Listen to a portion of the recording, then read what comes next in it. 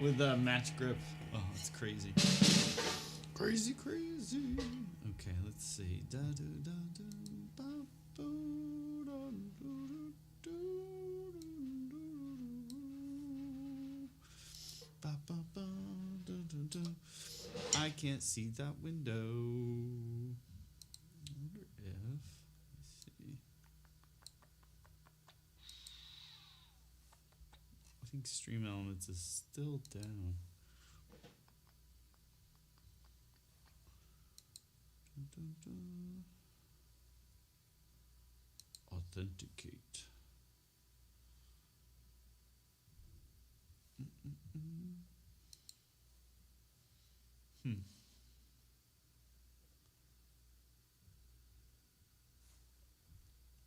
Ba, ba, ba.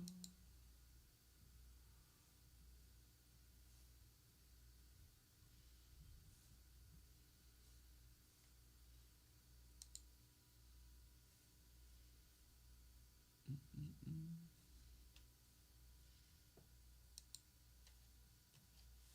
Hmm.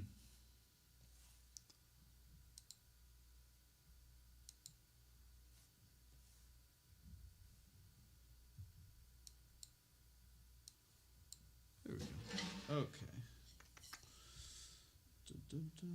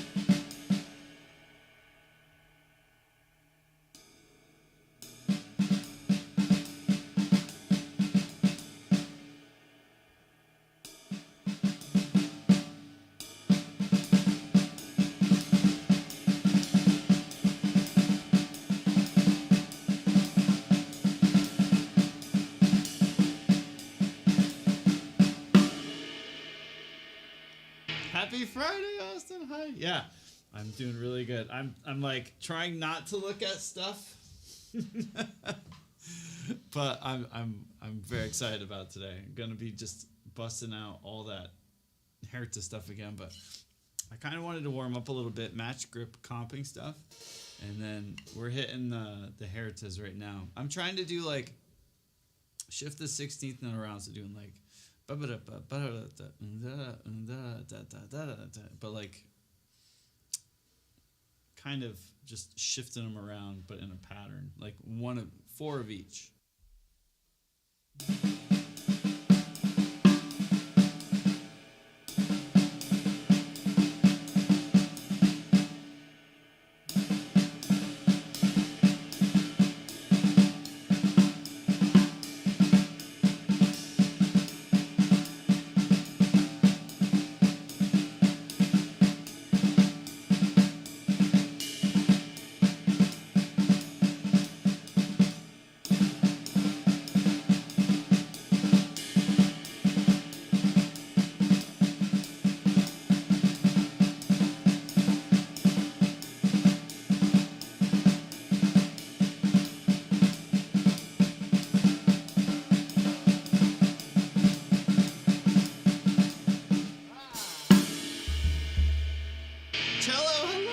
Guys, happy Friday. I hope you're having some pizza or some ice cream and you're being bums and enjoying a nice... It's Friday.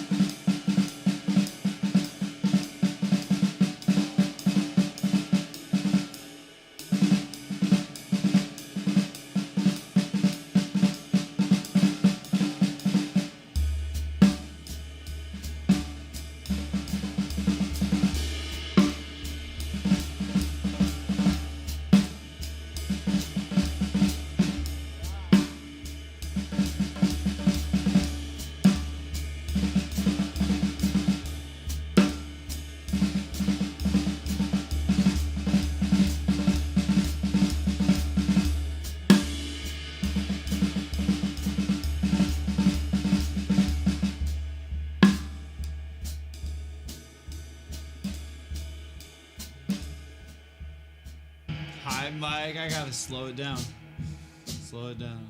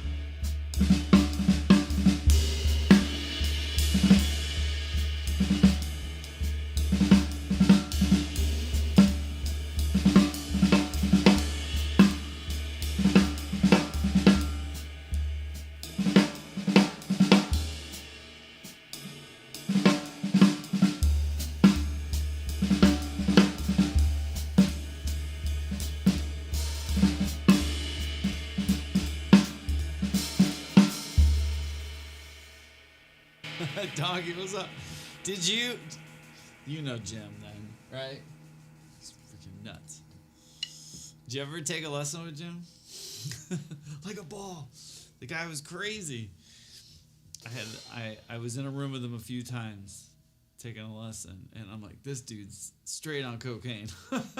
He was so high energy and amazing. I love Jim. I miss him. He's a good dude. Crazy guy, man. He's so good. He's just crazy molar, right? I'm trying to play this stuff right now, but like I've been doing trying to do traditional grips, so we've been working on that, but my match grip with all this is just different, so I'm trying to bring it into the equation. All about the molar, yeah. Yes and no, right? Like sometimes you're like, oh crap, stupid molar. But it is important, right? If you know your technique with molar, you can pretty much be unstoppable. Especially you mix all stone, molar, and oh man, I can't think. There's a third one, but like down tap up, yeah. I'm trying to do hertas though, like as quarter note hertas and then as dotted quarters. So, but then shifting it around. And then we're going to go to, you'll know this book then, Syncopation for the Modern Drummer. We're going to hit that up today. I ran through it this morning, pretty much all through the variations, and it's getting better, but I just wanted to kind of focus up a little bit before we get doing it. It'll be great. Dog shots, totally. Send it to me. Can you DM me somehow? Either on Twitch or Instagram or something. Sammy, hello. I'd love to check it out. I love YouTube. In all honesty, like, I love YouTube. There's so many good stuff on there. There's so many good things on there. Good stuff. So many good stuff. Does that make sense? Probably not. My grammar's terrible. But Donkey, love to check it out. Triplet, yeah. No, I'm like, I don't know if you can hear it, but I'm shifting the triplet around, or shifting the accent around from the second note or the third note of the triplet. So you get different herta things, right? So I'm just trying to get comfortable. Just, again, warming up. It's just super boring stuff, but this is what I got to work on, and it's been really fun to break it down. So if anyone has questions, please ask. It's really, I'm getting it. I'm starting to get really comfortable in my knowledge of where I am and where my stickings are in the pulse. So just working on it. I'm trying to see what it sounds like when I repeat, because if I play a dotted quarter note pulse, that means I would play 3, so it would reverse for the second bar. So I'm just trying to we haven't really deep dove into that yet, so that's what we're working on.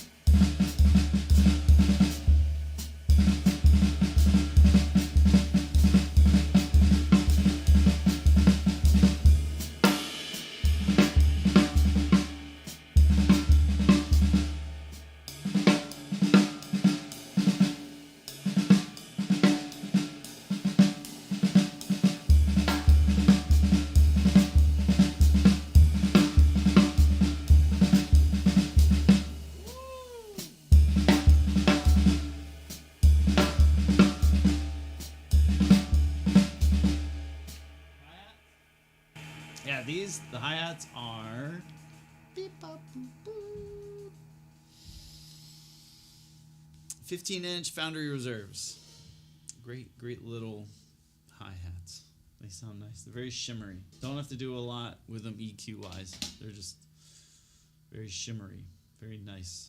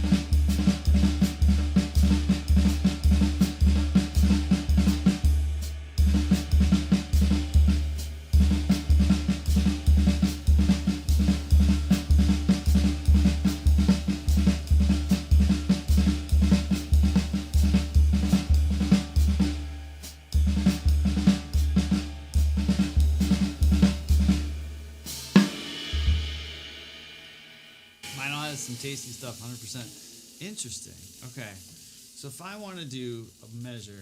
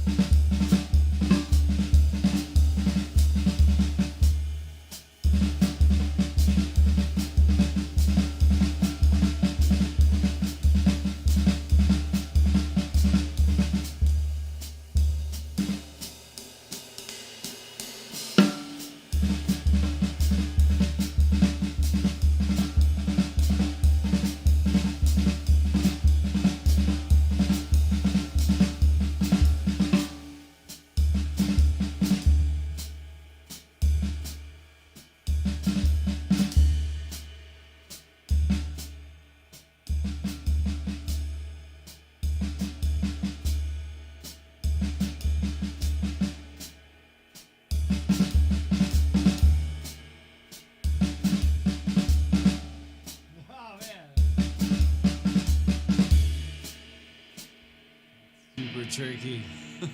All of what's up? Hello. Happy Friday. Okay, so the last one would be this.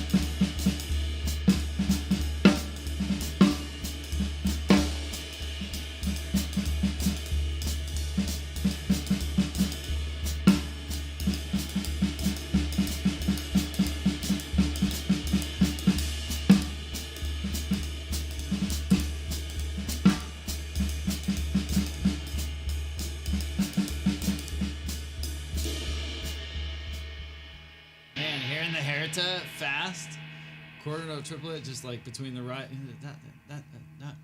So it's 3 bars. 1, 2, 4, 1, 2, 3, 4, 1,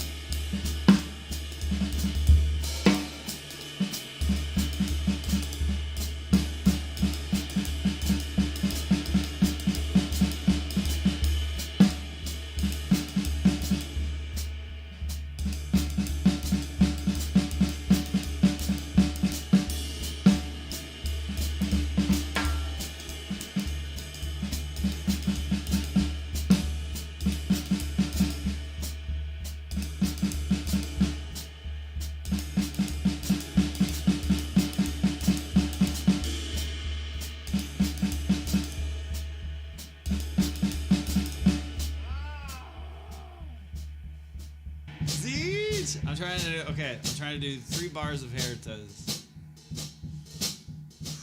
But paying attention to the 2/4 over here. It's hard.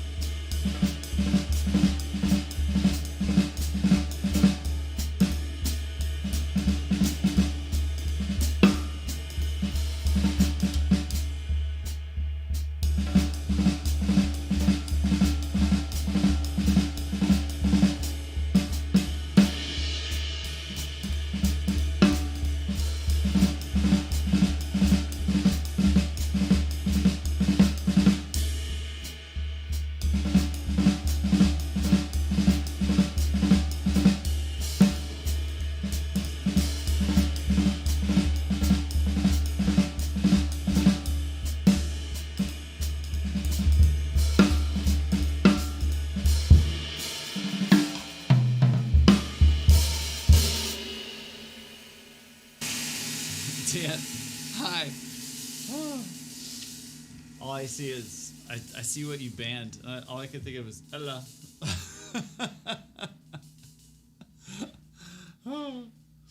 That's pretty funny. Were they in the chat? Were they being stupid? Or is that just a weirdo? A weirdo! There's a lot of weirdos going around, guys. You gotta watch out for them weirdos. Right? Oh, gotcha. Yeah, get him out of here. That's so weird. It's like the Joker from Mask of the Phantasm. Can't be too careful with all those weirdos around, right? The fourth top bot. Right on. Was it in my chat? Interesting. What kind of bot is it? Is it like, call now, you get the knives. Free shipping. Happy Friday, though, Dan. I'm feeling really good.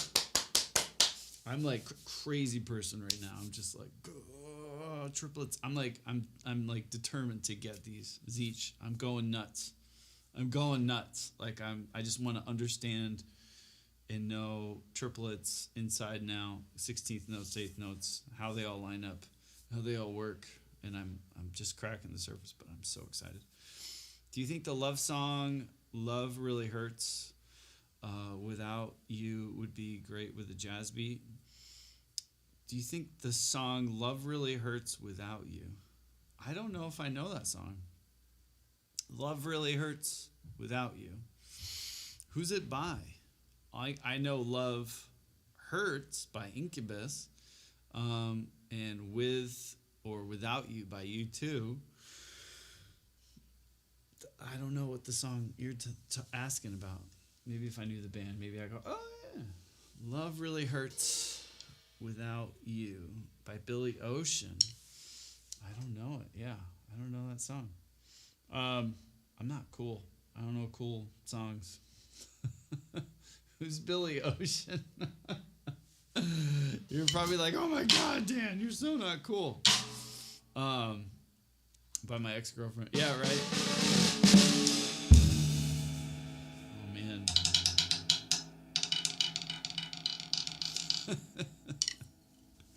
With or without you. Do you see that? Yeah, we've talked about it. U2's doing a residency without, what's his name? It's just kind of weird. I don't know. It's weird. I'm feeling really good about this. So right now I'm on the triplet, but on the let I'm going da da. So triple da da da da da da da. And I'm trying to do them in bursts of like 3 measures. So 1, 2, 3, 4, 1, 2, 3, 4, 1, 2, 3, 4.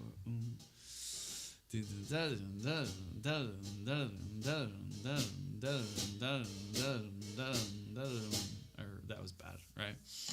Billy Ocean is the older brother of Johnny River.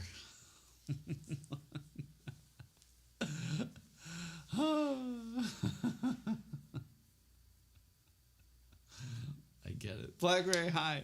Bam! See, I'm thinking, Frank. Now I gotta look who this is each, because I know I'm gonna know what this is. Billy Ocean. I don't think it's a new artist, right? Billy Ocean's been around for a while. Yeah. Yeah, dude. I know this. No, dude, don't be sorry. I know this song. I'm trying to hear with my in-ears in.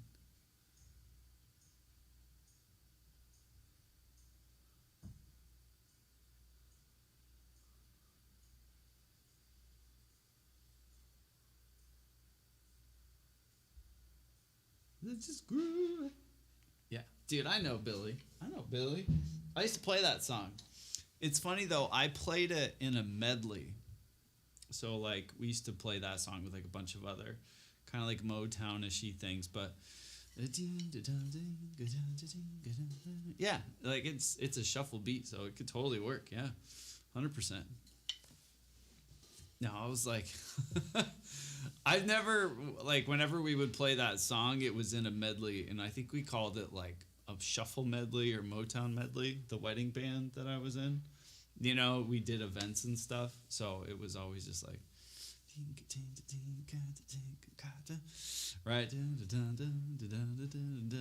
Oh, sugar pie, honey bun. Like, we would do that. You know I love you.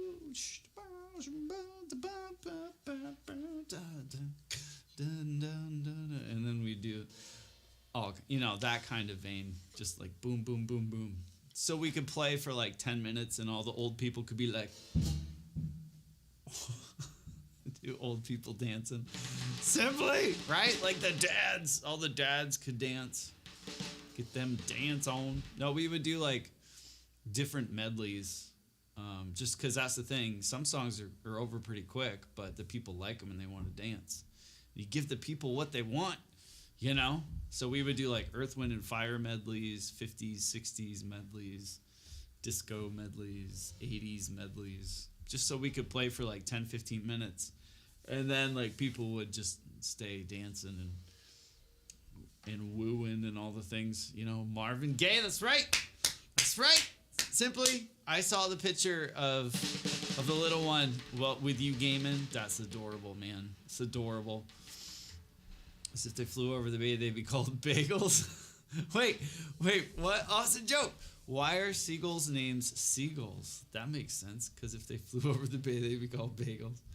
I told Mrs. Drumstone we need to get some bagels, because we have cream cheese in our refrigerator, and the only thing cream cheese is good with is bagels.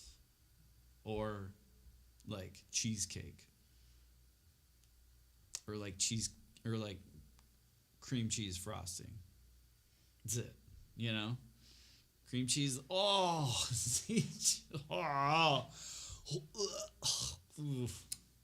sushi roll, oh my god, damn. Oh, no. I feel like Michael Scott right now. I'd be like, no! God, no! Oh. No, you need pretzels with nacho cheese dip. I got some cheese dip from the Super Bowl. I'm all about that, you know? A Las Vegas roll. Ugh. I'm gonna be there. I'm gonna be in Vegas. I told you, right, Dan? I've got VIP, like, I've got a cabana for that Blink show. I'm fancy. They'll probably have salmon with cream cheese, and I'll be like, oh, this is a punk show, right? Boom, boom, boom, boom. If I ate it, I would, sushi? No. Nope. Can't do it. I've gutted way too many fish to be like, you want me to eat this raw? No. Nope. Nope.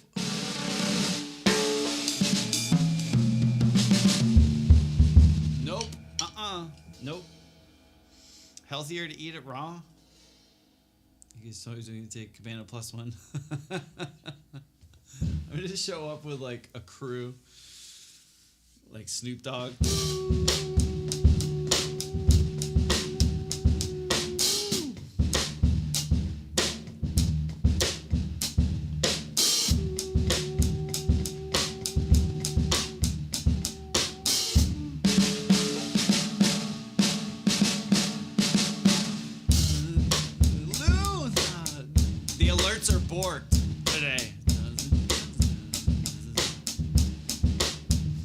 So much with the 5. Seriously, I think Stream Elements is like down or something, because maybe it's back. I can go check.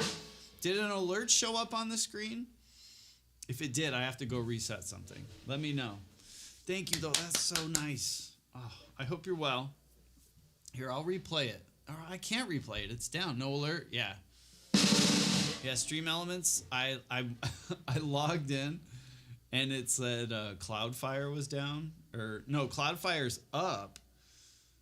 There was like a page where it's like, Cloudfire sends you to this thing. It's like, no, we're good. This website sucks. So Stream Elements is down.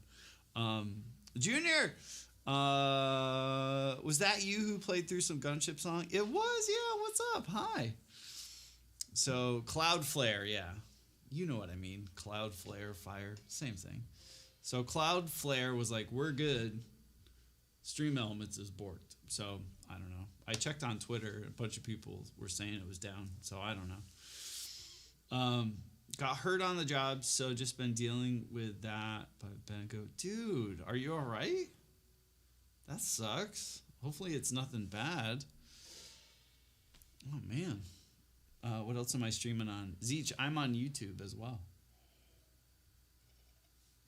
You tore your shoulder on a rescue. Holy crap, dude. Bad? Like, is it going to heal, or do you need, like, surgery? Because tearing stuff, like elbows, shoulders, knees. Oh, man. Rotator cuff is shot. Okay, couple things. Did the rescue go okay? I'm sure you probably just like were exerting way too much. Was everyone all right? And then have you seen like a doctor about it? Because rotator cuff is like that's a no joke, right? Like you're gonna need surgery. Yeah, surgery. Okay, yeah. Oh man, can you move it, or is it just like, oh man, big hearts for Lou. That sucks, man. Well, thank you for what you do. I'm sure that person's like really appreciative. Junior, yeah, it's great to see you. No, I love Gunship. He's such a good dude. And I'm excited for their new release. Degraded performance was all a little over. Really? Might want to refresh it? Okay. Do you guys mind if I be a mean streamer? Hold on. I have to go into the control room. Authenticate. So. All right. Yeah. Let me, I'll just have to refresh the thing in stream in OBS, right?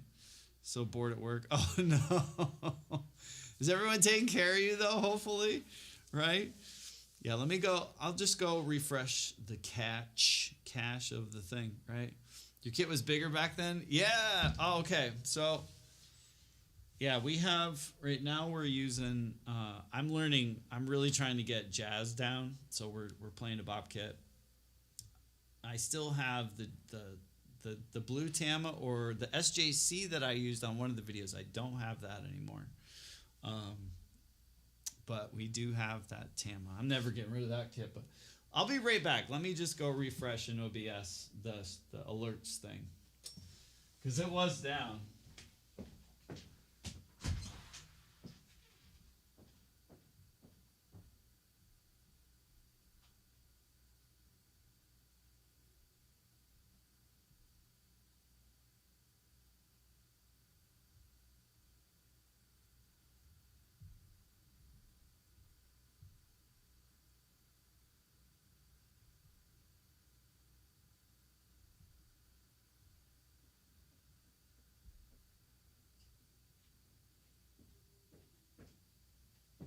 All right, we'll see if that works.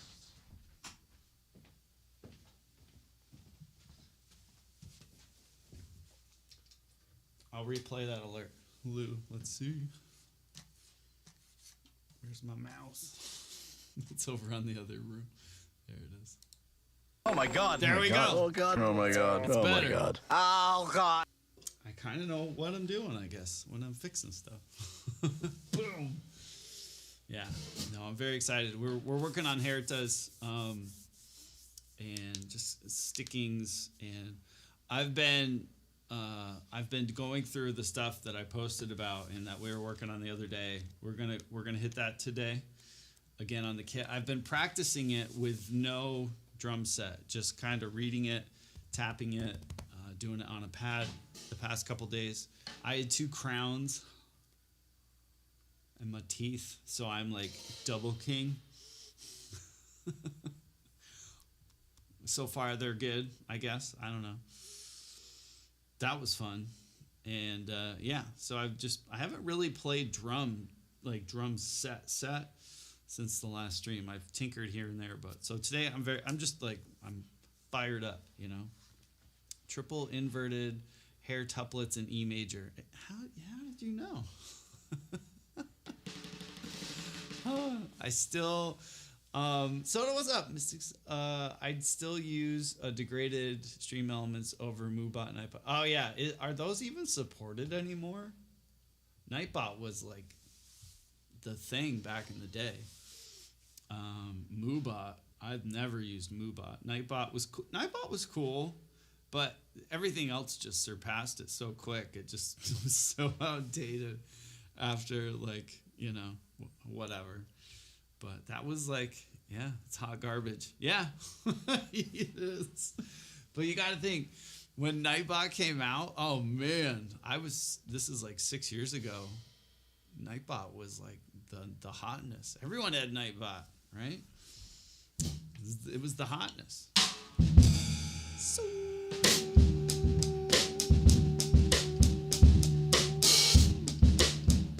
you got that in my head, man.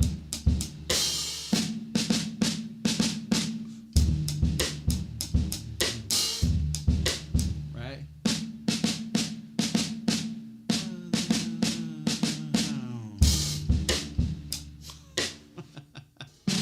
All right, back to it. We're working on accenting the last note of a triplet. So triplet, triplet, triplet, trip. Finger! Wait.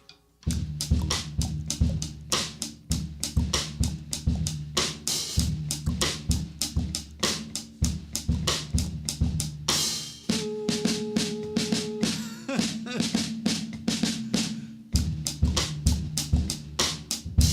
know what I'm doing. Call me Snoop. You fire a DJ. I got you. Just give me a mic. Junior, I'm not a drummer, but enjoy it pretty much. About the bass drum size. What happens when jazz is being played? Bigger sounds better. So jazz, it's kind of the opposite with jazz when it comes to bass drum. It's definitely quieter than like rock and pop and that kind of music. The bass drum is usually, there's like a pillow inside and you just beat the snot out of it, right, to get that punchy sound. In jazz, you want it to be more kind of like an upright bass. Boom, boom, boom. Like you want it to be resonant. So I don't have anything in the kick drum, so it sounds, I'll solo it so you can hear.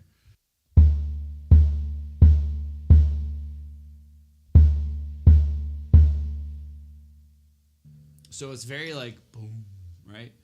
When you talk about bigger bass drums, back in the old days, like swing music, like that kick drum over there, that's a 1940s like big kick drum.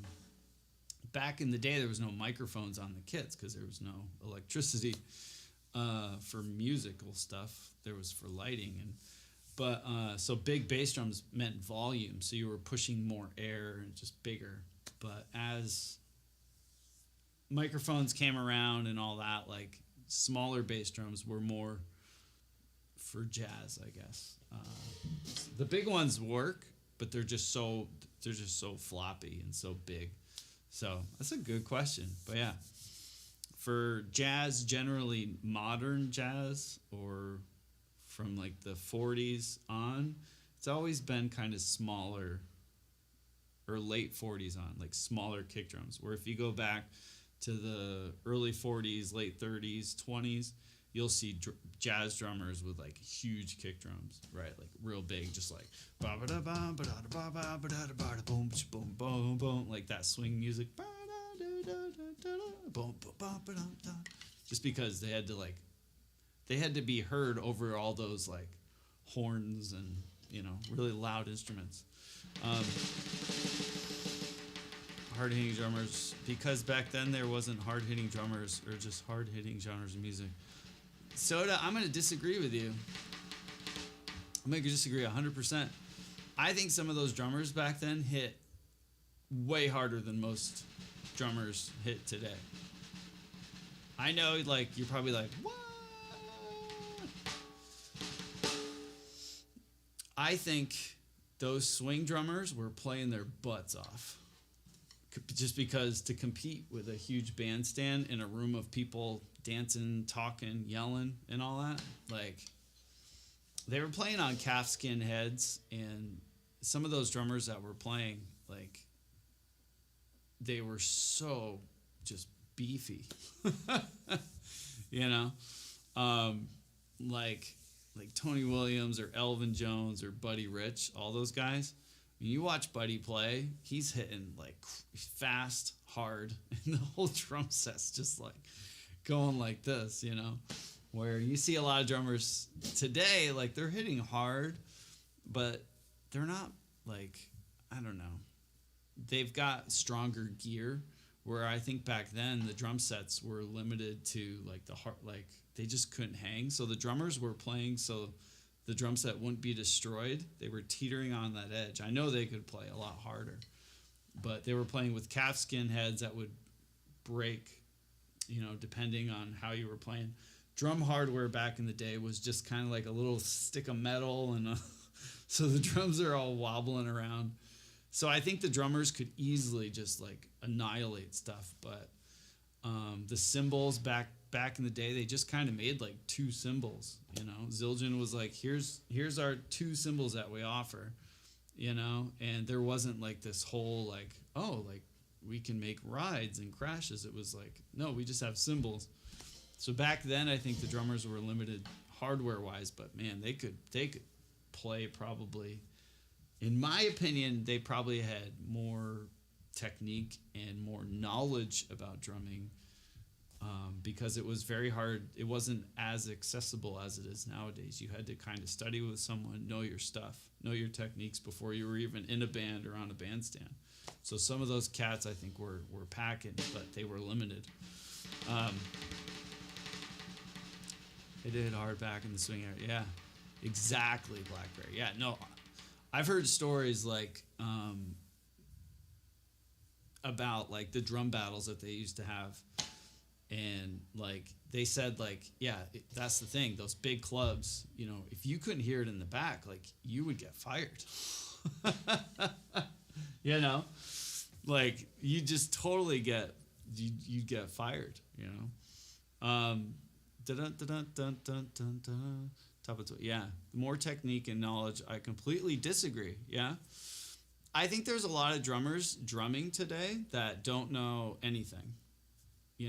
They're good players, but they don't know what they're playing. They don't really know good techniques. They just mash and bash. Not to say all of them are like that, but I think back in the day, if you were a drummer in a band, it was because you were trained by someone, you knew your stuff. Like you didn't just like pick up sticks and go like, I'm going to join a band. Like it was like, you had to really know your stuff, because there wasn't that many bands that were playing like there are today. Now there's like 1,000 bands.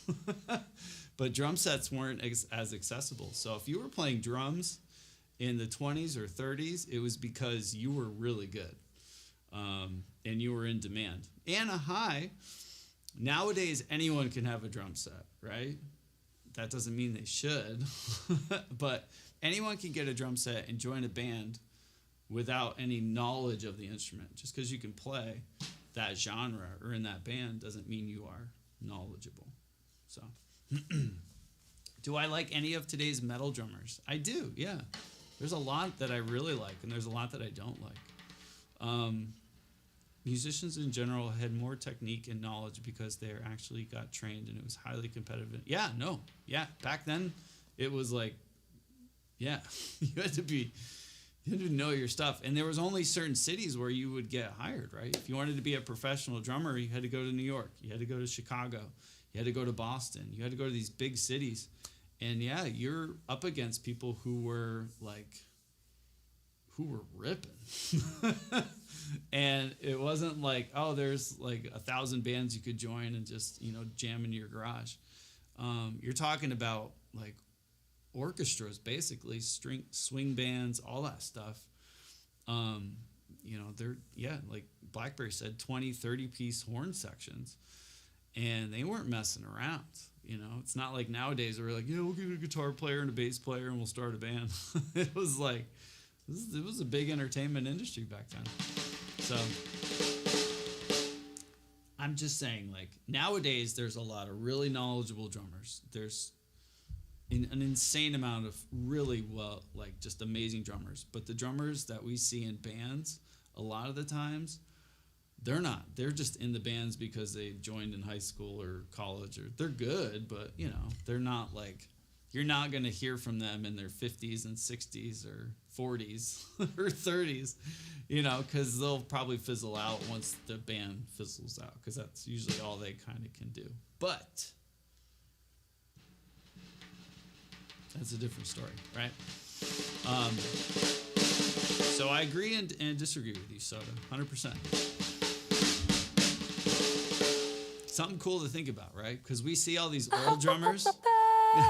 Garter Brock, it's Friday. Hello. Thank you for the Prime. Aw, I'm glad the alerts are working. we gauge the olden days by like the recordings we have and like the little, the little video, black and white videos we see. There's no way that you could imagine what it's like being in, like a big New York nightclub just popping off. Not only way more and more better drummers, like musicians in general, but also you have way better instruments, hardware. Yeah, that's what I mean. Like those drummers back then were limited by the gear because, I mean, you can go to a music store now and get like 100 different types of ride cymbals. Back in the day, Zildjian was like, we have 2. We have 18 or 20. Which one you want? Like, that was it. And you had cats like,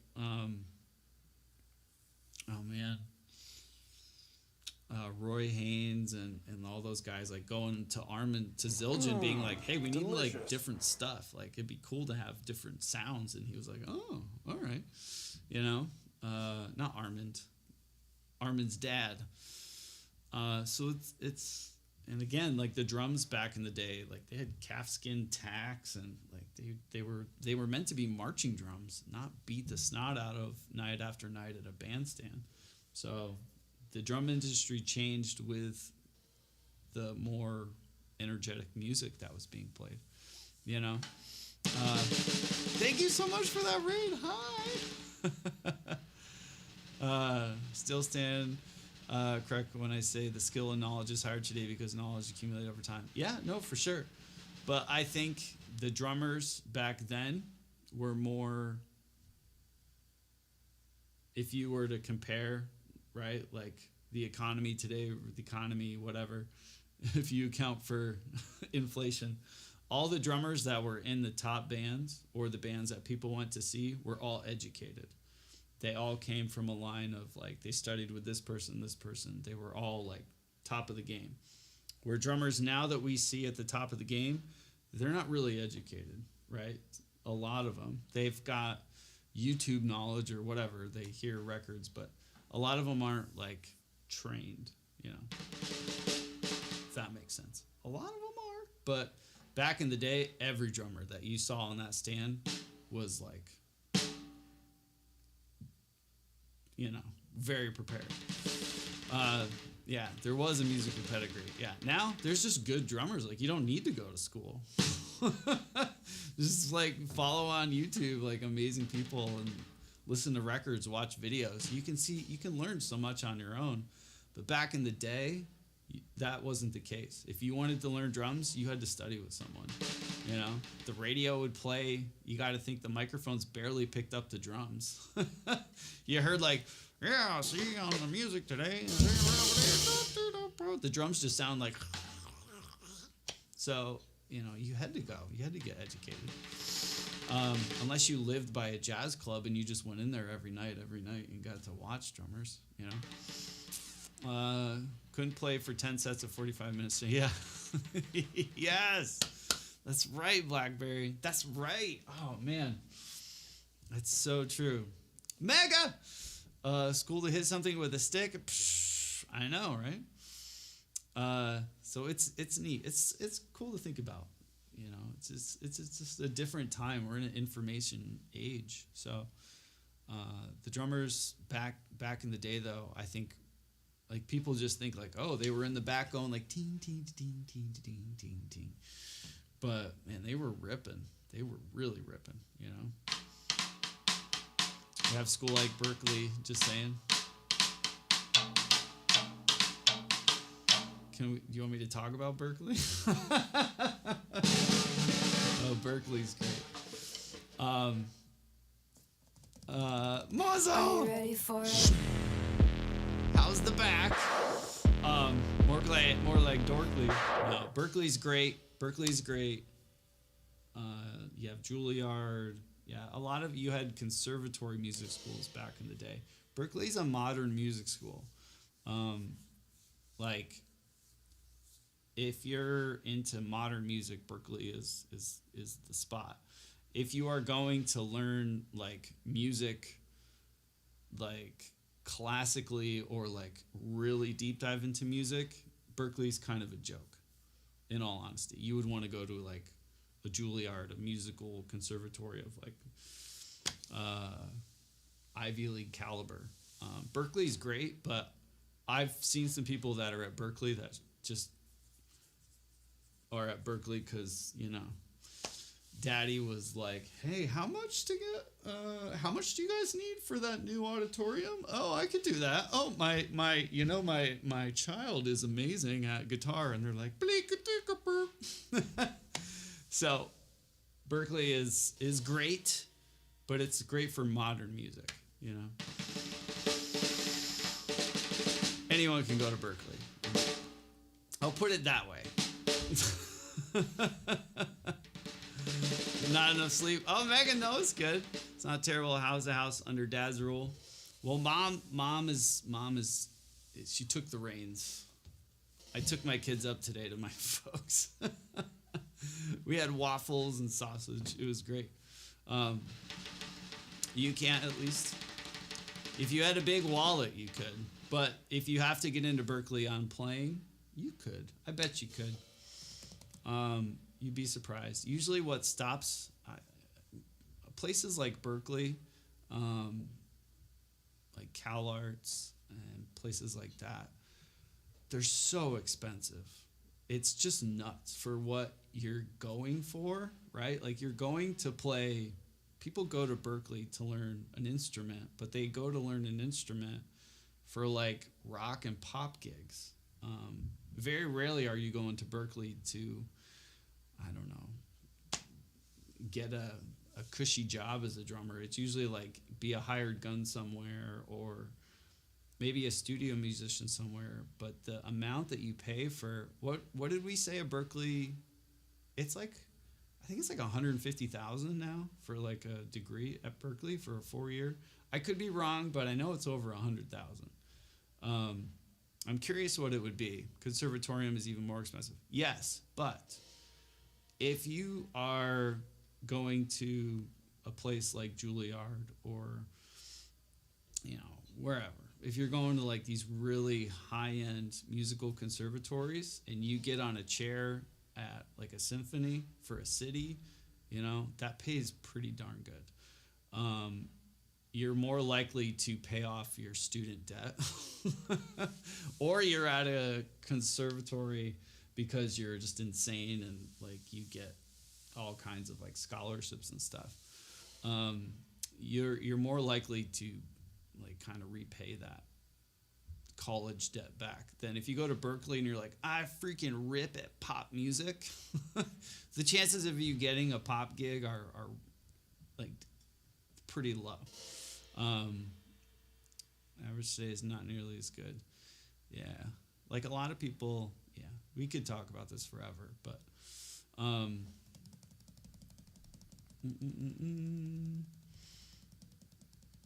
yeah. Yeah. Biggest difference is barrier to entry seems to gain. Yeah. Yeah. Yeah. Is this a chat channel or are you going to hit those scans? I'd like to hear you're playing. Half row high. Now I don't want to play. I don't play like songs and stuff if you're waiting for me to I don't know, play Iron Maiden or something. But we're chat. It's a cool topic to talk about. I really enjoyed talking about it because I have a degree in percussion performance. And luckily I was able to work afterwards, but so many people that I went to school with or graduated with, like, they're great players and they can go to these schools, but when they leave, they're kind of like, okay, they usually turn into insurance salesmen or something like that. I think the average quality on everything is down artistically across the board because in a time that's obsessed. Yeah. I mean, I'm around music. I mean, I've spent my career for 20 some years, BlackBerry too. And maybe I'll ruffle feathers, but there's nothing exciting going on in music right now. Like nothing new, nothing like earth-shatteringly creative or different. There's a lot of really good musicians out there, but it's all just the same ones and zeros that we've heard for the last 50, 60 years, you know, just maybe a little different quality, a little more distortion, you know. That's about it. There's some cool stuff, but in general, like Mega's saying, I agree with that. Like every top rock song is basically the same thing. Every top metal song is the same idea, same kind of thing. Jazz, people do weird things with jazz, but that doesn't essentially make it like earth-shatteringly creative. Country music's the same, you know, pop. It's all basically becoming pop music, even jazz. Classical music, I mean, where do you take that? So I don't know. As far as like a lot of artists right now are creating for audiences. And I think back in the day, people created music for themselves, right? And like it was their ideas. But now so many talented people are writing for, like I don't know, they're watering, I don't want to say they're watering down their talents, but it's like they're just writing for, like, to survive, I guess, you know? Damo, what's up? It's an interesting talk, but I agree. Like, there's not a lot of music out there that's like seriously like will turn heads for, you know. Let's say Vinnie Colaiuta. I mean, the dude's played with Megadeth to Shaka Khan, right? And it's like, I would be very surprised what turns someone like that, like what makes their head go, oh, what is that? I've never heard that before, because it's all kind of been done. Virgil's and I, the drummer club, write music, Latin, hieroglyphs, 7 Leos. Yeah. Well, okay. Damo, I don't want to, don't get mad at me for talking about Virgil. Virgil's a sweetheart. He's really, really good. But I agree with you, 100% Soda, but I'm going to play devil's advocate for a second. What Matt does, what Annika and people like Virgil, what they're doing isn't anything new. Does that make sense? Like, they're playing stuff that's hard to play, but it's not like a new thing. It's like the same drum set, same kind of hi-hat, snare, patterns. They're spicing it up a little bit, but the concept of it isn't like, hold me up, I'm gonna faint. You know, they're rearranging the ideas that have been around forever. Are they just insanely aliens? Yes, with what they can do physically, and the stuff in their brain. Yeah, but it's nothing that hasn't kind of already, like, you can hear stuff that Matt plays or Virgil plays that was played in the 40s or in 50s from like Elvin or Tony Williams, you know, same kind of licks, same stuff. So that has been around before, but you hear it in a metal context or a new kind of weird avant-garde thing, and you're like, oh man, that's crazy, you know. But it's this, all that like polyrhythms, metric modulation, all that kind of, it's been around for a long time. Prior to 2000, key changes in pop music. Oh yeah, I love that figure. Commonly cheap at the same time, especially. Yeah. What is the last thing you think was mind-blowing and new then? Oh man, I don't even know, Mega. Okay. An old head, I've told you that it was rearranging old ideas. The last thing that I think wowed me, I don't know. I really don't know. There's a lot of things I love, but yeah, it's all just the same stuff again. Metric modulation in the 40s? Yeah, absolutely. 100%. 1,000%. Yeah. There's books on it from the 40s. Yeah. George Lawrence Stone, the guy who wrote Stick Control. When did that come out? Hold on. He's got a whole book about metric modulation. I came out in the 30s, I believe. Yeah, all that stuff. It's not anything new. Yeah, so this came out in 1935, and George wrote this like probably 10 years, 15 years before that. He's got a book about metric modulation back then, yeah. Polyrhythms, all kinds of stuff. So, like, it's all been done. We're just, you hear about it differently, you know? Something, I'm still like, I'm on this, like, what would be earth-shattering to me. Esperanza Spalding, her debut record that won the Grammy, I think it was like 2009 or 2010. She's insane. Like, her brain, musically, if you listen to her record, is probably like...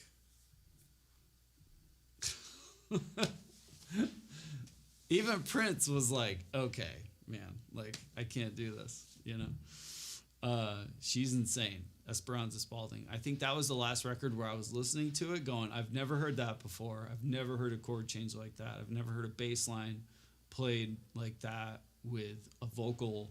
Like, she plays it all live. So she's playing like she's playing a key here, singing in a different key, playing rhythmically. That blew my mind. So I would have to say her.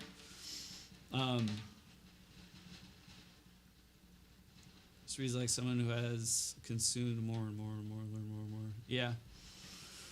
Yeah.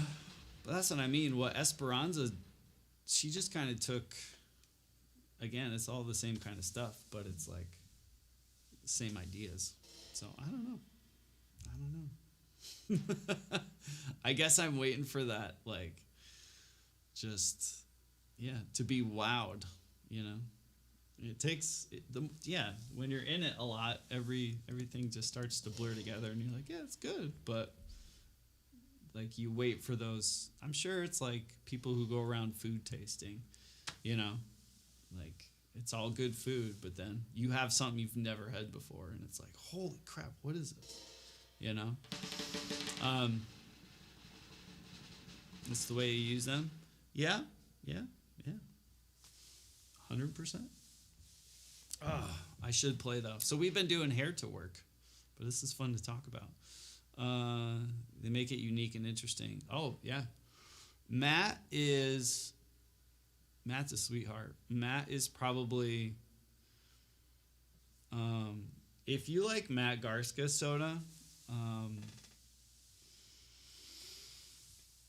man, I'm having Ralph Peterson. He was a teacher at Berkeley. He was Matt's teacher. Or one of Matt's teachers. He recently passed away a couple years ago, but you should check out Ralph Peterson. A lot of the stuff you hear from Matt, you watch him play, and he will blow your mind. Crazy talented. But it's like, if you take a drummer that you love and then find out where they learned from or who's their inspirations and stuff, and you go back and listen to that, it's cool. Now all these drummers, we have a lineage of like, all right, they listened to this, they studied here, they studied with this person, and then that person studied with this person, with this person. Like, Ralph studied with like Roy Haynes and all that. So it's like you can trace all that stuff back that Matt plays that is, yeah, rhythmically nuts and musically cool, but it's like the concepts built from way back here, right? And it compounds, so it is pretty cool. Play bleed, yeah. No, we've been. I can show you what Damo. I can show you what I've been doing. So I'm using Syncopation, the Ted Reed book, and I'm on page 53 and through 58. Things stagnated. It's just the feeling of elbow penis.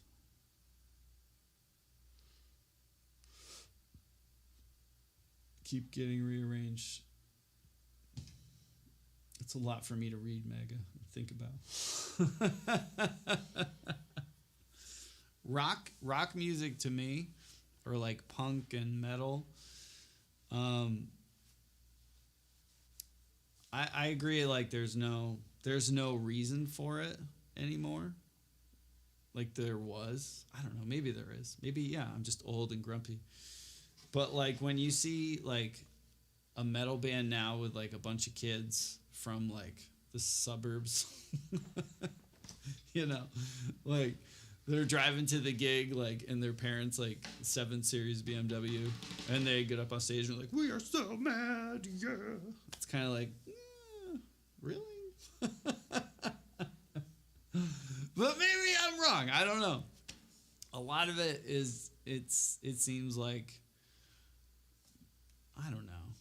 Yeah, there was this thing that turned, like there's a reason we have the blues and jazz and, you know, folk music, and how we got punk music and how we got metal music, all that. Like it gets mimicked, but I think the stuff that we hear now is just kind of like an impression of what was, you know. So I don't know if that makes sense. It's not bad, you know, but it'll come back. It's never over. You think rock and roll will come back? I don't know, man. I don't know. These just sound like the exact middle-aged complaints that every man has made in his generation. I know. I sound like Buddy Rich, right? Like rock music. I don't know, though. I don't know.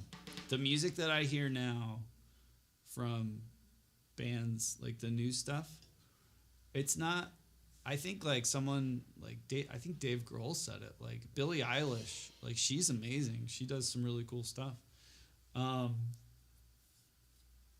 I don't see bands like grabbing an age group's attention like there was. I don't know. And the bands that do, they're usually like put together by like a big record label, like, you know, the BTS stuff.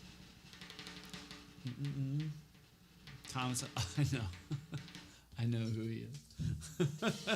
I've shaken his hand a few times. He's a nice person. He's very nice. There was definitely some dude your age while I was up going, yeah. Yeah. True. Make those genres smoke again. Yeah, maybe. You don't like Billie Eilish? I think she's very talented. Very talented. Incredibly interested in history of music across a wide range of genres. Very nice historical context of music. So I expect good music from old dudes. I feel like there's a lot we can learn from younger musicians, but I feel like a lot of the musicians that we see nowadays that are younger, it's just because they have an opportunity to be seen a lot more than, again, back in the day. But yeah, I do sound like a grumpy old person, but I don't think I'm wrong. There's a lot of crap music out there that, I don't know, like, I feel like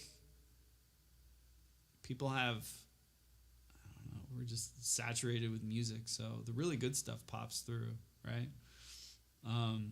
But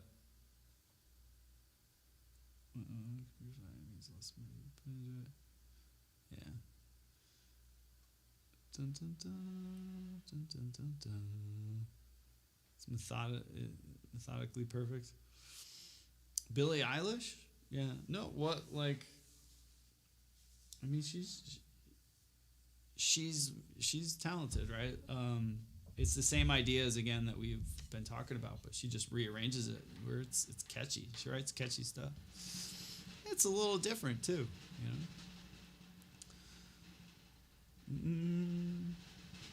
Guys, I'm gonna play, and you're gonna be like, "Oh my god, that's so boring."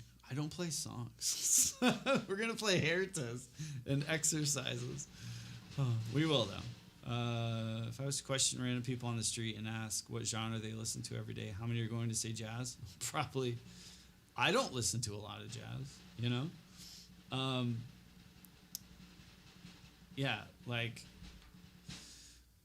that would be a really interesting thing because I don't think a lot of people listen to music the way that you think they do. Like, we all love music, so maybe we have our favorite bands and stuff.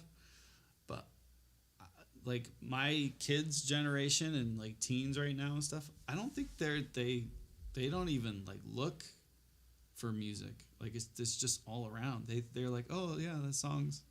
Again, Mega's gonna be like, Dan, you're so old. But like they know songs from like social media reels, or like they don't listen to music. They're not like, there is no music industry like there was. There's not really a need for it. It's there and people are trying to monetize it, but if you were to go up and say like, hey, what are you listening to today? People would be like, I don't know, a playlist with I don't know. Like, I really don't think it's sad to say, but like it's like I don't think it's a big thing anymore with the next generation. I know, right? I'm 45. I still look for music. Yeah, I do too, but I just don't think. I think like my kids just have access to whatever they want whenever they want it. Like literally, videos, music, games. Like at an instant, they could just consume something and just move on. Where before it was like you had to like wait for that, drive to the store, pick it up, drive home, put it in your thing, listen to it. You can only listen to it when you had that machine, right? Your stereo or whatever. I feel like now, like it's just everywhere. It's like toilet paper or water. Like, oh, I'll just listen to music, I guess. I don't think it's being appreciated anymore. Like the way we did. Again, I do sound like an old person, but I think it's true. And I think a lot of music that we get nowadays from bands and artists is it, right? Every year or two, we're getting a new record or a single every 5 months or whatever, because that's how artists have to work, right? They release a song, but they're like, okay, that'll last us for like a week. And then we got to keep boom, boom, boom, boom, boom, shoving it out. So we're getting like just meh. We're getting quantity, Yeah. More to make stuff their own unique and interesting music. Oh, yeah. I mean, people are putting out cool stuff, but like, so do we. We'll probably never find it or hear it because there's so much stuff, right? Like, there's so much stuff. What gives them money? Yeah, no, I agree. Right? I do it. Right? I'm part of the problem. But just for instance, like if I wanted to, I could probably. I use Vaders. I'm using the Vader Sugar Maple fusion sticks. Up until like probably a few months ago, I could record easily probably 15 songs a day that were all terrible. But for really good producers and probably some pretty decent artists that maybe would get used or bumped up into like maybe get put on the album. But people write songs like all the time and to pitch to these artists to sell them, right? So people are writing. Some of the people that I work with, they're like, I need to write 10 songs a day. I have to, because maybe one of those will get picked a month. And it's like, what? All right. So I'll play on them. And you do all these demos and all this like pre-production stuff. You could go crazy on that, but you just hear it's all the same. It's all the same crap. They might change. A good example is like that Halos by Beyonce. And then what's the Kelly Clarkson song? The person who wrote that song, the first one, sold it to two same people and used it, right? They use it. So they're like, we'll change it a little bit, but it's the same idea. It happens all the time. But we just don't notice it maybe because it's a different singer, change the verse around a little bit. But most of the music we listen to that's on the top 40 stuff, it's all the same thing, Yeah, what's the Kelly Clarkson song? I can see it. That's the Beyonce one. And whatever the color collection one is. Someone in here might know. User valids for vibraphone. Nice. Do they make VF sticks? What do you mean? Zeech? VF sticks. Or Vic Firths? Yeah. Open kick. Here, I'll solo it again.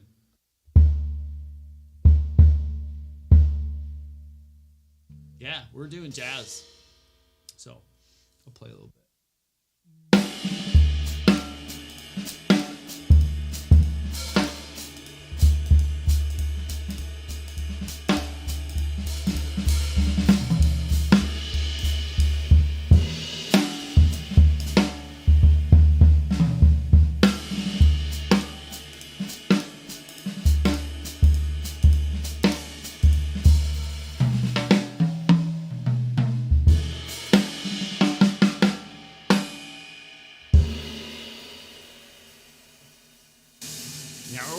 We're practicing. So we've been working on Ted Reed, triplets, heritas, moving them around. But I mean, I could talk about this stuff forever. I really do enjoy talking about it. It's really fun.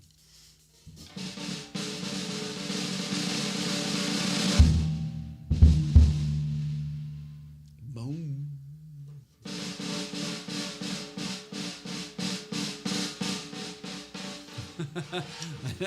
He's actually playing.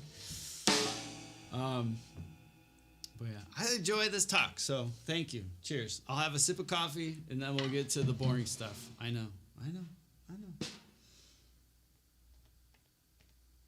But I am an old grump. I am a jaded musician, meaning I've seen everything pretty much. I've been around great musicians, great artists, great songwriters. Been around lazy people. I've seen a lot of stuff. So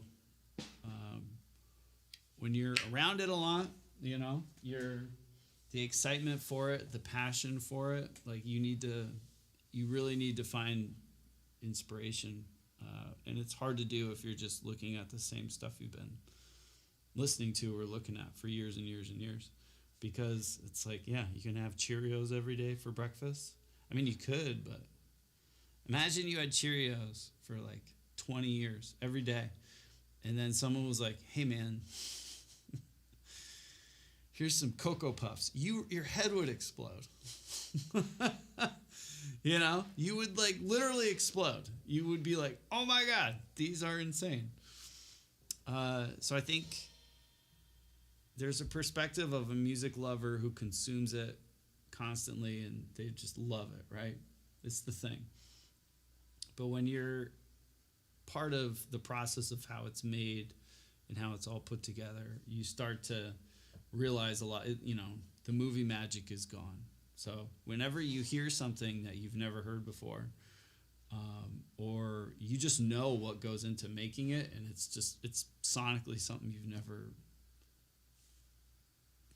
been around or heard, that's the magical stuff. And it happens from time to time, but it's very rare that we hear it, This is your first drum-oriented channel? What? Oh, man. Half-row, can everyone just type in your favorite drum streams? Follow Damo. Damo's a drum streamer. There's some good drum streams here on Twitch. Renlord. Paul, you're a jazz student for life? Yeah. Man, I just started like really trying to learn jazz over the summer. And it's hard. It's like I could play drums. I could play whatever. Jazz is hard. But cheers. Let's go. SP loves drums. Yeah, finger.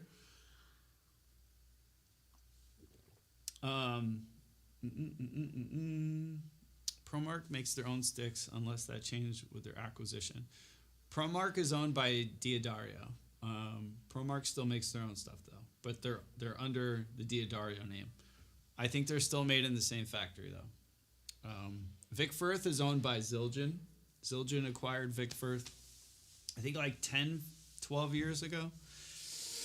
After Vic died, I think is when they bought it. Vader is still the only independent big boy stick company. So far, they're still independent. They're up in Massachusetts. But ProMark, was bought out by Diodario. Great company. They make, so Diodario owns Evans drumheads, ProMark drumsticks, and like a million other things. Zildjian bought Vic Firth, and they own a couple other things like Reflex pads. They recently bought them too. But Damo, thank you. Learning tablas is next. I don't know, man. Dan Weiss, he's been getting me. He's like, you gotta learn the tablas. I'm like, what? There's another drummer, friend of mine. His name's Chris Armstrong. Great guy. Taught at Cal Arts. I taught at the same music school for him for years, and he was always this big guy. You know, he does like strongman things, and he's got this big Santa beard, and he's like super calm and nice. And I was like, it's old Chris. He's just crazy playing his tablas, you know, when I was in my 20s. And he's always like, you need to learn this stuff. And I was like, Chris, what? No. Now him and like Dan, they're all like, you need to learn tablas. I'm like, get out of here. Watch. A year from now, we'll be like, dum, dum, dum. We'll be like Danny Carey, right? I still know a few of the ProMark guys visited the factory early 2000s. Yeah! Great company. Great company. Still stand Vader has the best stick bass. I love Vader's, yeah. I mean, ProMark, Vic, and Vader are the top sticks in my opinion. Zeech, have a good night. Yeah, it's a fun talk. They're the top. You gotta learn tablas.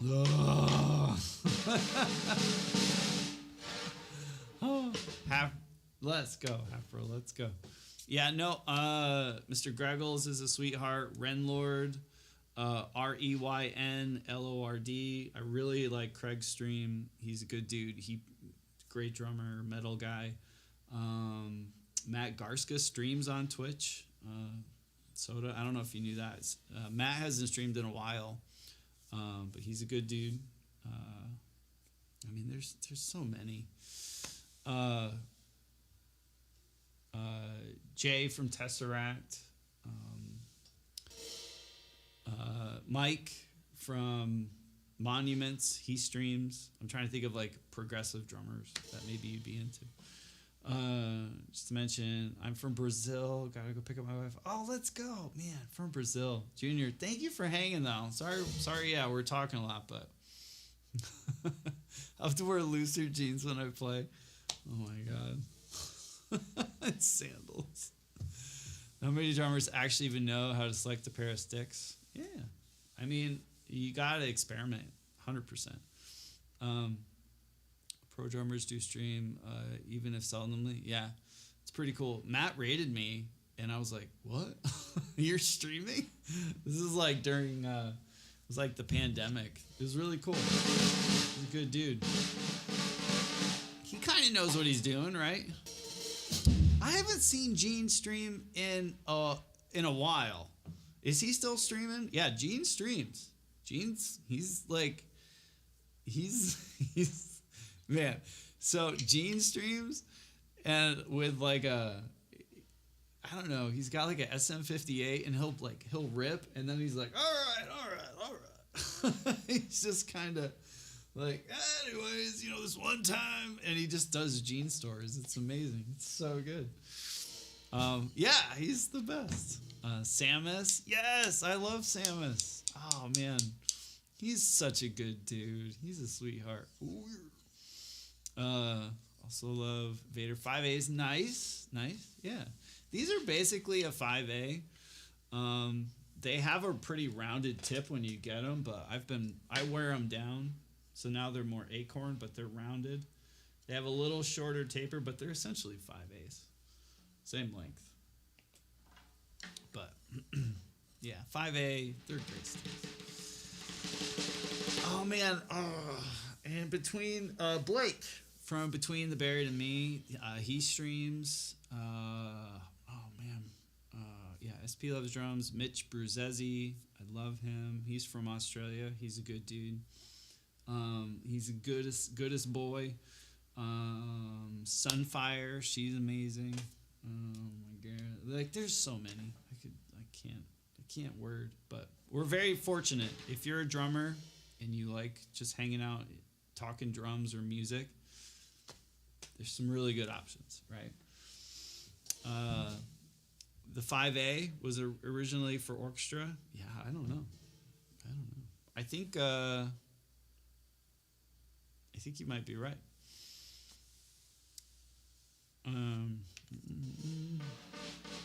Is the stick tip?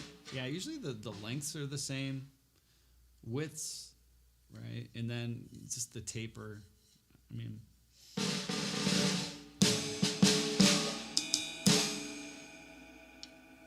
he's a great player as a bomb. Interesting, right on. 3S. There you go. I'll have to dig in. I'm a percussionist. Thanks, man. Oh, right on. There's some people doing percussion streams too, like with marimba. Oh my god. Oh, hold on. If you send me a DM just being like, "Hey, I'll send you some stuff." I have to like regroup. But there are some people doing marimba. I've seen some really good marimba streams on Twitch. Timpani, all kinds of stuff. Michael Carvin has some good instructional videos on YouTube. Yeah, Paul, yeah. Yeah, he does. Are you, yeah, is that in New York? Oh, man. Oh, right? What's the YouTube channel? Oh, man, Paul. It's like all about jazz, right? What's it called? Paul. New York. Is it the New York Jazz? Maybe festival. Yeah, he's the guy. Yeah. I've seen there's a bunch of really good stuff on YouTube, but it's under like New York Jazz at Lincoln Center. Yes. Oh. You know. Man, he's so good, right? You can't have smart hands and dumb feet. You know, Paul. Right? I love his videos. Sorry. Paul on YouTube, Michael Carvin, he did like some stuff for, it's the Jazz at Lincoln Center YouTube channel. And he does like basically how to play rudiments on kit and how to solo. It's great videos, but it's kind of fun. He'll play like, he does like certain roll things. He's like, oh man, that was a good one. He's like, oh, I like that one. It's fun. It's really good videos. Yeah, he's a good dude. Oh, I would like to, I've never seen him play live. I would really like to see that. Sorry, got distracted. I wish he streamed. Jazz at Lincoln Center. That's it. Yep. Oh. All right. You're working on triplets. Yes. All right. So speaking of Hertas, even if you're a rock cat or jazz cat or whatever, or a percussionist, what I've been trying to do recently is just like I can play triplets, alternating. I know where they line up. Every 1 and 3 is with the right, every 2 and 4, and vice versa, the ands. I kind of know, like, basic triplet stuff. I could throw a Herta in there every now and then, and I'll always know if I start with my right, we'll end because they're groups of 4, right? So what I've been doing is Ted Reed Syncopation, page 53, the accents. I've been taking the accents and I'm either diddling them, adding a Herta, flam. Yeah, you could do all kinds of stuff. Wherever there's an accent, you basically just insert the thing that you're doing. And the thing, I'm trying to find where my weaknesses are. And because, you do stuff and you're like, oh, man, I'm amazing. But throwing in 16th notes on accents, so moving the hair to around the 8th note triplet, it's hard. It just blows my mind, right? Because the sticking shifts so much, especially the more accents you add in, and you're going to be shifting what lead is going to be. Now, I'm trying to do it just not on a, syncopated herta. I'm thinking of that one, Drum History. Bart just posted it on the Drum History podcast. It's so good. That's the one, like my alert. You hear that slap? You hear that clap? But what's his name? Fred Armiston. Syncopated. It's like a syncopated beat. He does his like instructional drum video. It's hilarious. But if I take just a normal 8th note triplet and I'll show you what I've been doing. Put it on the first, and then we'll shift it to the second, and then the third note of the 8th note triplet. Now, if you're doing just one at a time, it's not too bad, because if you start with the right, you're always going to be on the right. But as you'll see, once we start moving into certain territories, it's going to shift, that. You're going to get into some weird things.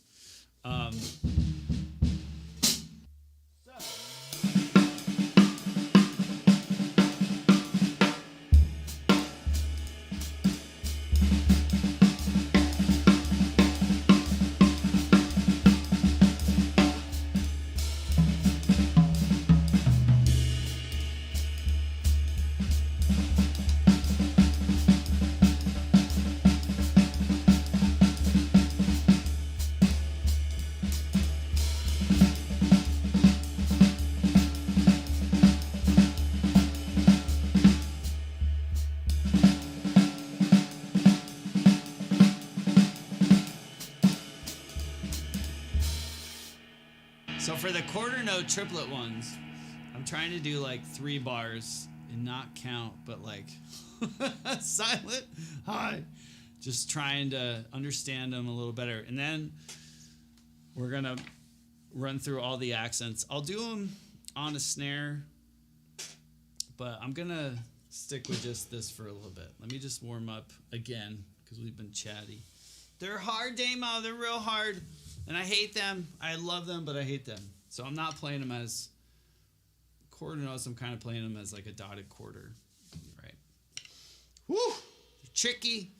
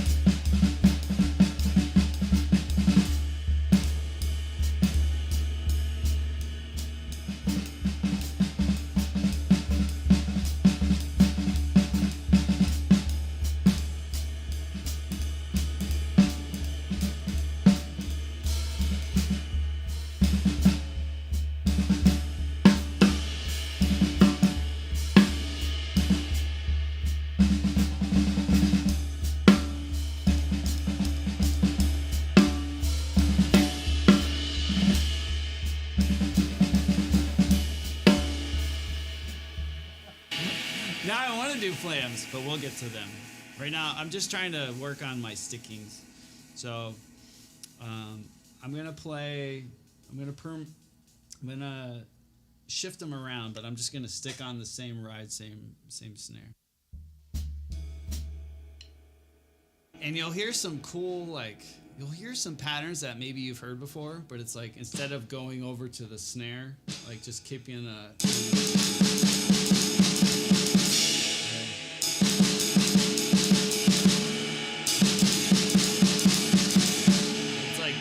knowing where they are and making sure that you're playing the proper bars between them. It's really fun. And you'll hear some crap too. My kids are thumping.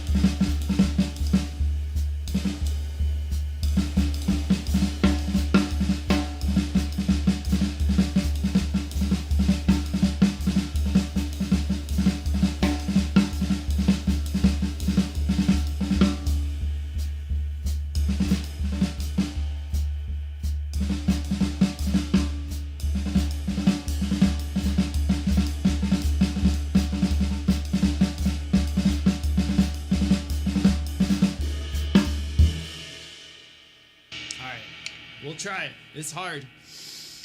Whoo.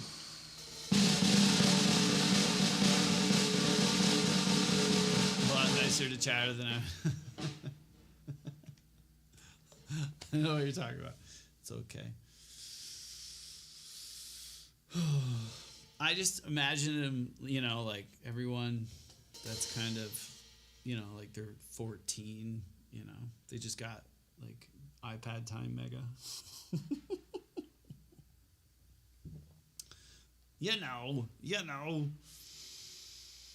So I'm gonna do this kind of quick. What do you think? Should I keep one hand on the ride and one on the snare and just see what happens? I think I might do that. I haven't done this yet, but so far I've done it on a pad, and I don't know. I think I'm going to try it just to see what happens. I'm on page 53. Will this stay here? I think so. I'm going to try it. Let's just see what happens. It's probably going to sound bad, but I'm trying to find new things, right? So I'm trying to take an exercise that I know and just like throw it around. Turn it upside down, as they say. Someone backseating me in a video game. It's okay. It's okay. It's all right. Can always learn something, right? So I'll play each bar maybe once or twice, and then we'll move on. But it's 4 on the floor. I'll just feather the kick, 2 and 4 on hi-hat. Wherever, if you are following along, wherever there's an accent, I'm gonna turn that into a 16th note, alternating diddle, essentially.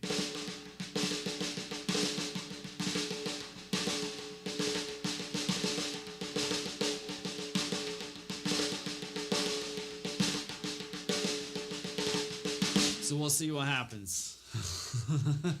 Need some Kendrick. Pray for me.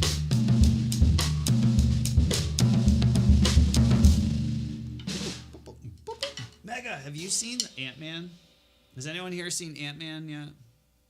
I kind of want to go see it this weekend. I might take the boy and be like, let's go. I don't think they know it's out yet, my kids. But yeah, that's what the coffee's for, right? It's very bad? What? Is it? Is Marvel just like, are we at the end? Josh! Get my swag on. 43, dude, hi. Oh, man. I was just going to say, you muscle, like, everyone who's just, all the finger, all the good, the bestest peoples. Damo. Broza, what's up? Hi. Oh, whew. Even flow.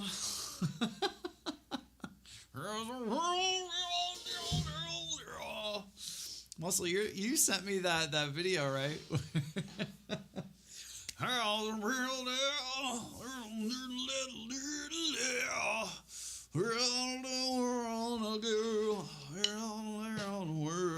You're like, what?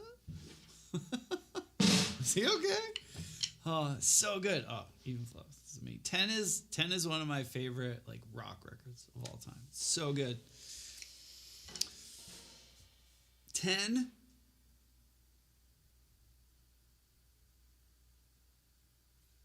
Cracked rear view mirror. If you know, you know. Third Eye Blind's debut record. I'm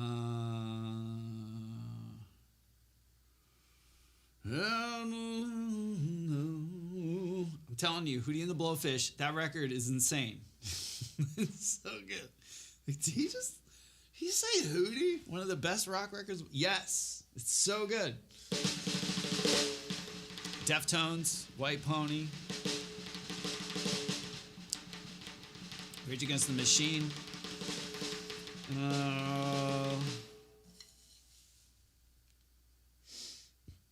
Excuse me. Toxicity. Yeah, I can go on. But yeah, there's some good ones. I know. I said Rage Against the Machine and Hootie and the Blowfish in the same sentence.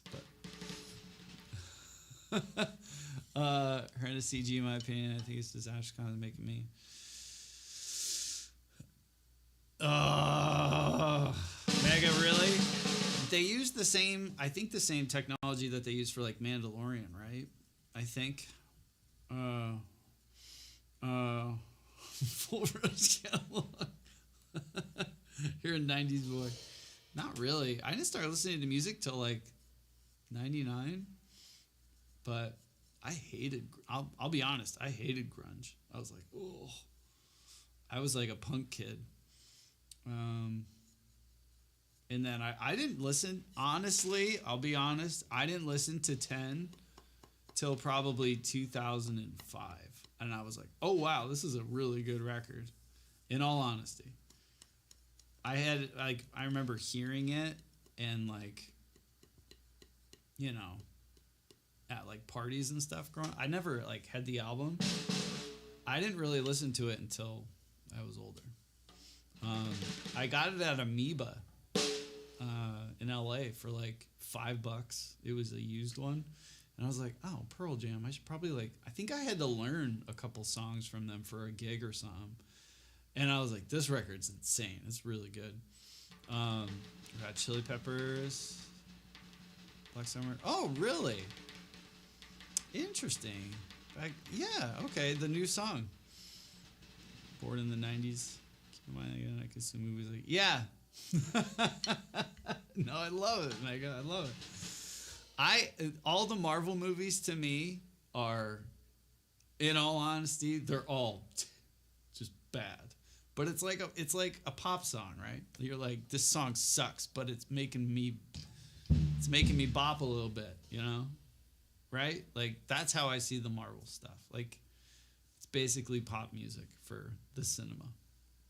But I don't know. I get a chance to take the kid and go get like crazy good butter popcorn and like a bunch of candy. So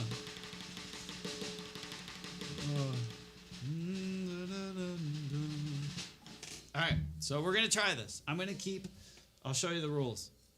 I'm gonna try to keep right hand here, one hand here, 4 on the floor. Yeah, we'll see what happens. I can't. Yeah. JG, what's up? Hi, guys. Happy Friday. The kids had off school like the past 3 days. Snow, parent-teacher conferences. Today, I don't know why they're off today, but the kids were off today. So I'm like, I don't know what's going on. Monday or Wednesday, I had 2 crowns. I got two new crowns. So I'm like, new teeth. Who this? You know. It's been a weird couple days. Quintuplets? How do you count quintuplets, Soda?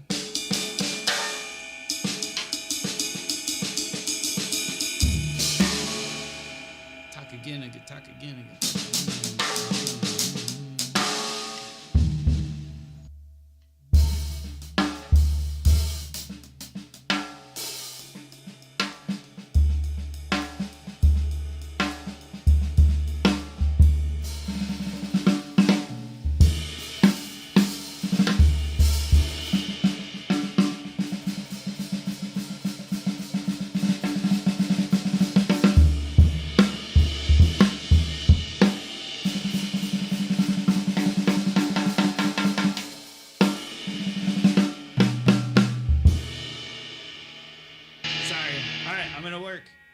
I'm gonna work.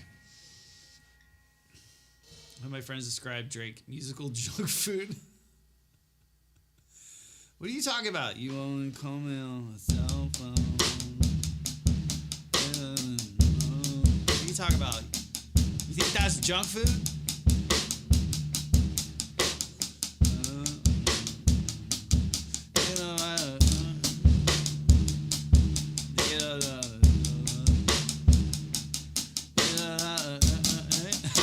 Say Hotline Bling? What are you talking about? That's genius. You mean junk food? Crazy, just mind blown, right?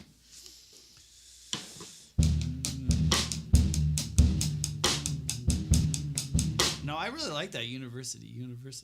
That's pretty good. Am I though exaggerating? I had a student who brought in Drake. The first time I heard Drake, no, I'm not. I'm being honest. The kid brought in. He's like, "Oh man, I got this Drake." I was like, "Okay, cool, put it in." And at the time, I was listening to a lot of Kanye.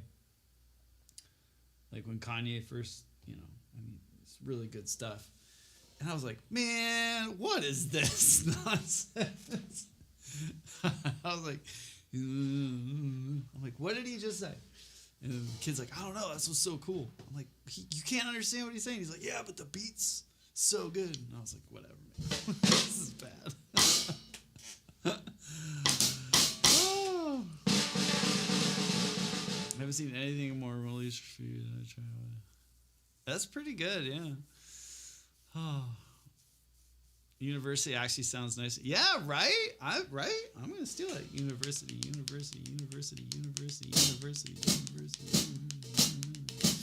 Soda, you should check out, if you like fives, all that crazy stuff, you should get Carter McLean's book called Concepts and Creativity. This one is really good. If you're into polyrhythms and all that, it'll blow your brain. It's real good. All right. Speaking of blowing my brain, I'm going to try this. It's going to hurt. I'm going to mess up a lot. It's going to be bad. But that's how you get better, right? You got to hear the mistakes. At least I know when I mess up, right? Some people are like, killing it. Yeah. Be like Trump playing Play through the book, be like, oh my god, it's so good. I'm like, amazing. And you're like, okay, you know? Did you see After Sun this year or 10? Hayden Pizza, yeah. Oh man, last thing, and I'm gonna do this, I promise. JB, what's up, dude? Hello, it's good to see you. Drum Center of Portsmouth just got a bunch of SQ2s in, and I want to call them and be like, first off, how dare you post not suitable for work pictures on your Instagram? And you know, like, how dare you? Because they are gorgeous. There's a blue bop kit right now with gold badges and zebra wood inside. It's insane. It's beautiful. And I'm just like, how dare you? But you should check it out. Drum Center of Portsmouth. They just got a new shipment in. And I want them all. They're so nice. All right. I'm going to go silent. I'm going to try at least the first page. Suck you. All right, here we go. Let's see what happens. Again, this is weird.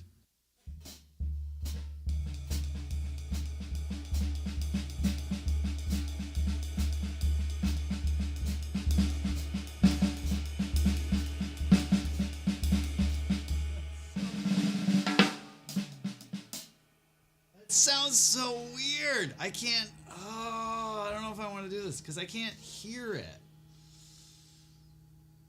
Should I go to Tom's instead?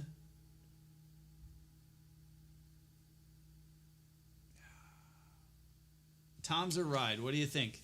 JB, what do you think? Ride or Tom's? Should I do like I think I should do Tom's. I don't think I'm going to hear it with the cymbal like I need to first. I'll do Tom's first and then we'll do Ride.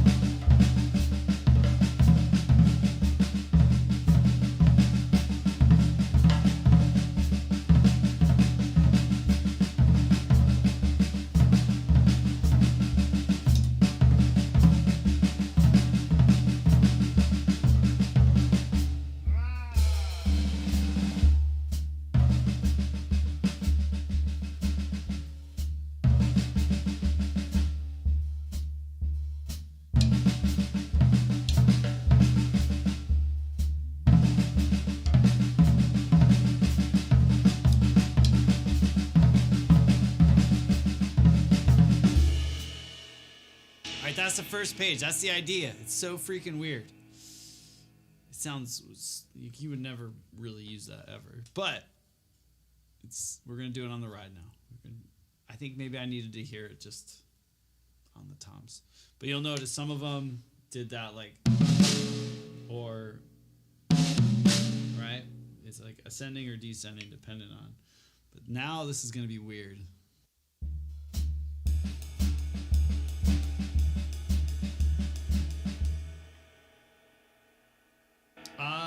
They're just the ambassadors. Weather King. Weather Kings, I don't know what you mean by that. They're just the ambassadors. Like the fiber skin, is that what you mean? They're just coded ambassadors. Yeah.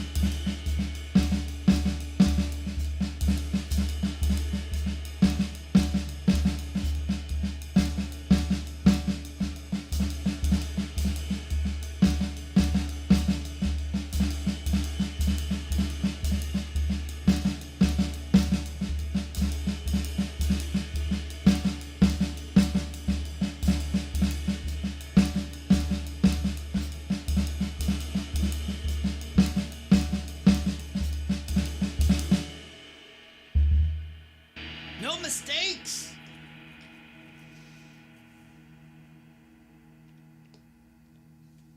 I'll go full Trump. It was amazing. I'm the best. It was huge. That was cool. Sounds weird. I don't know if I like it, but let's keep going. I'm gonna stick with the ride. JB, I should have started with the ride. Should have listened to you.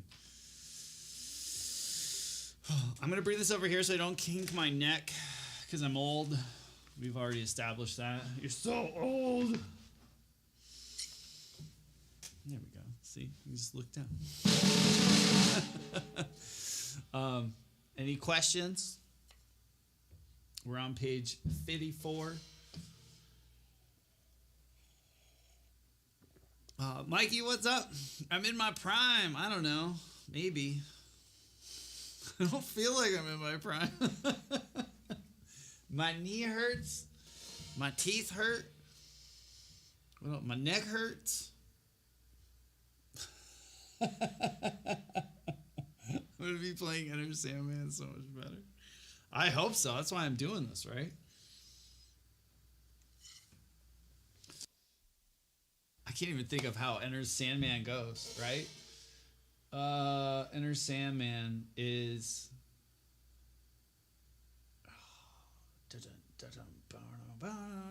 No. Enter Sandman is...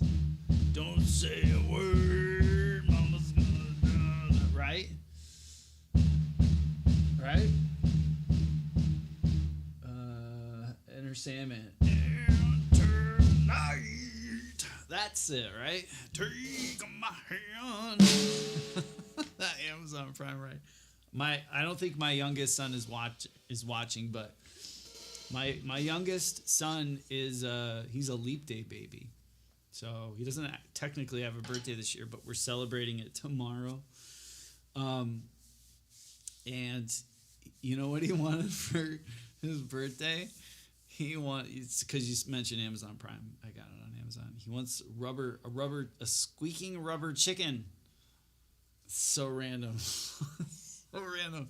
And I was like, do they even have those on Amazon? Fun fact, you can get like a pack of 50 of them for like $20 on Amazon. Like rubber chickens.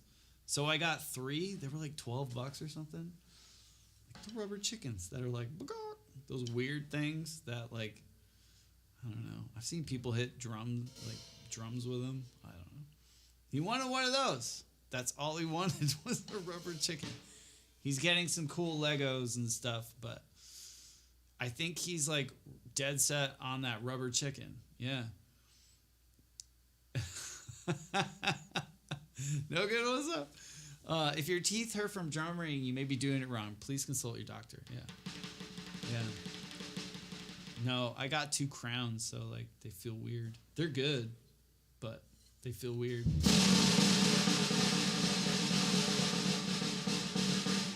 Getting old, part of it sucks, but also part of it's really fun. Getting old.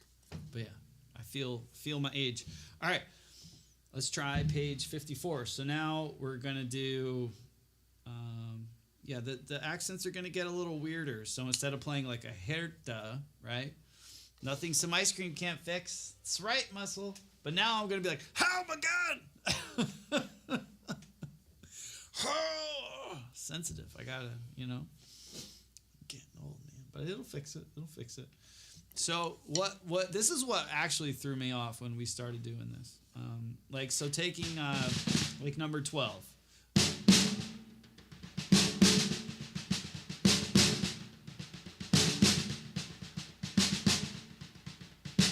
Mega, right? You see? We're so much smarter than all the young kids. Right? We're like, you don't even know, kid. Chuck rocks at him. Crucial high. Don't throw rocks at anybody. But anyway. Yeah, if you need to order rubber chickens, now's the time. But turning that into turning those accents into heritas when they start getting like back to back and all crazy.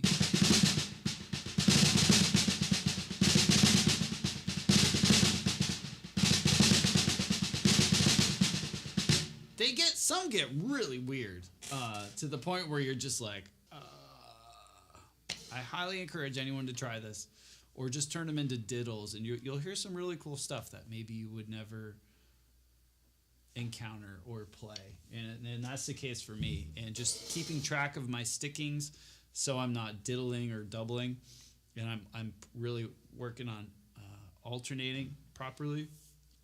It's really hard to do. So we'll start at the top of the page.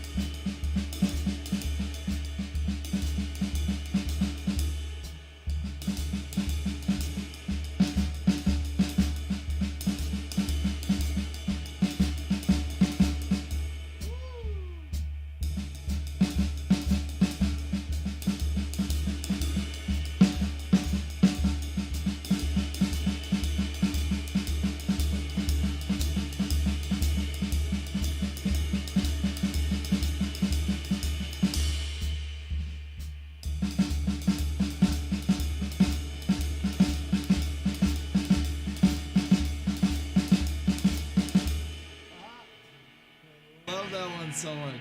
It's one of my favorites. Oh. So yeah, no. Oh man.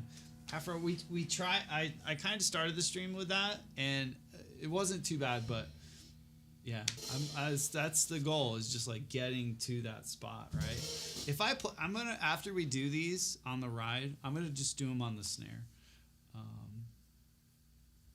because I get it. It's like, it's not exciting, it's boring. But what this does, just for my sticking and how I hear these triplets and the weird notes like this one, if you're following along, syncopation, page 55, number 26. So it's essentially the triplet, triplet, triplet, triplet. But if you add a hair to triplet, da da da da da da da da da. It sounds so weird.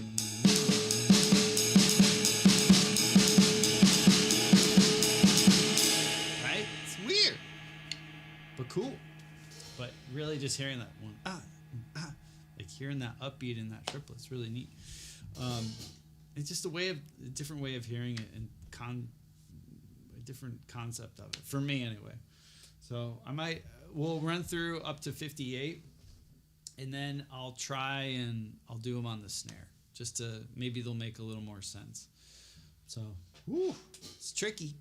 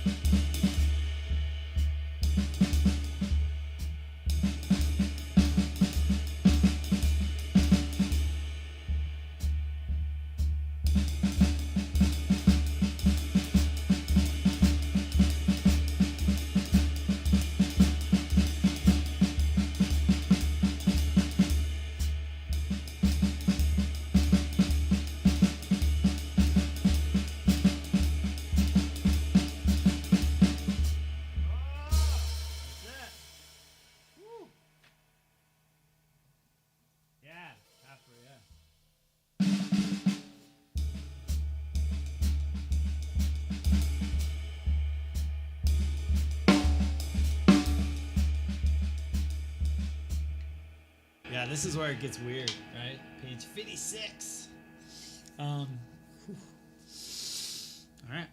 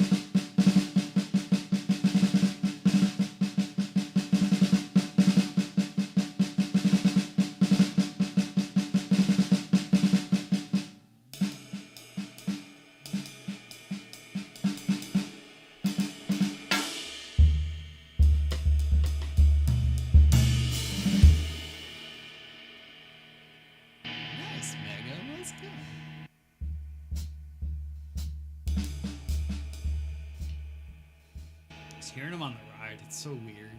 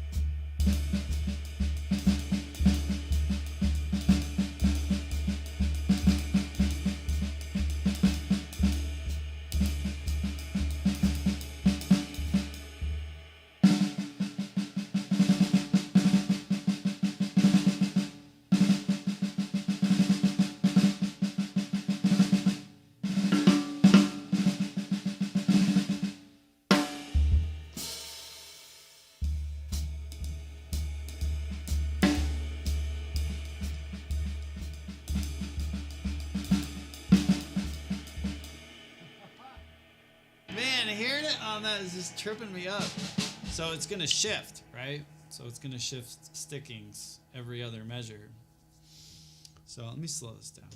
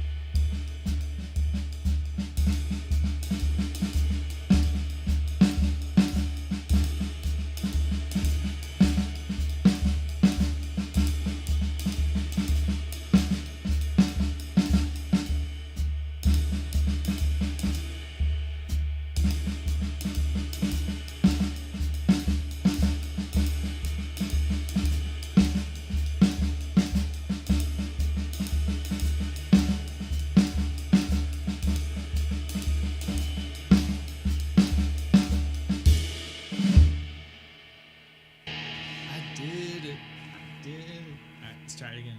Or we're on 37, so now we're getting into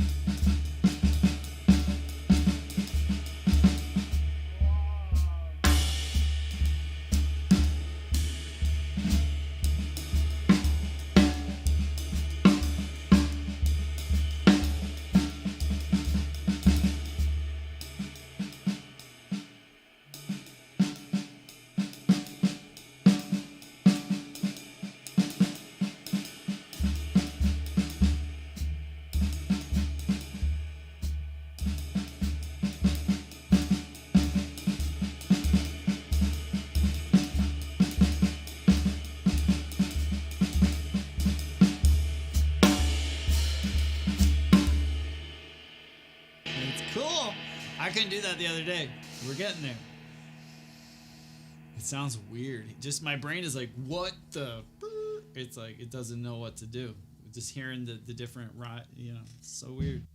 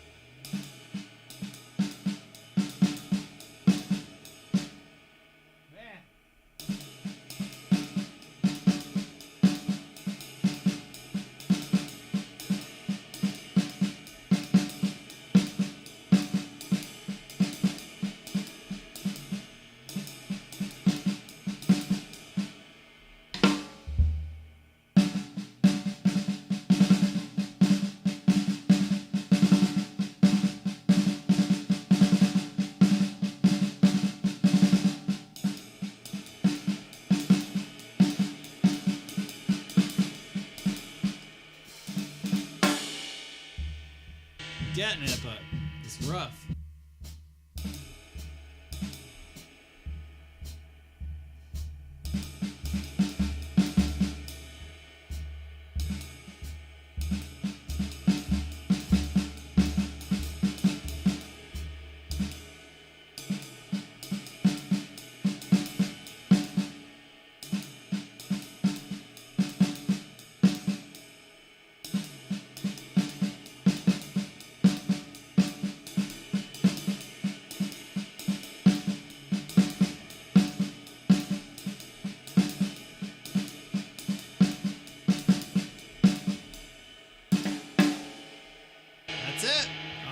I don't want to stick on one too long, but it's weird. We're getting into some just goofy stuff.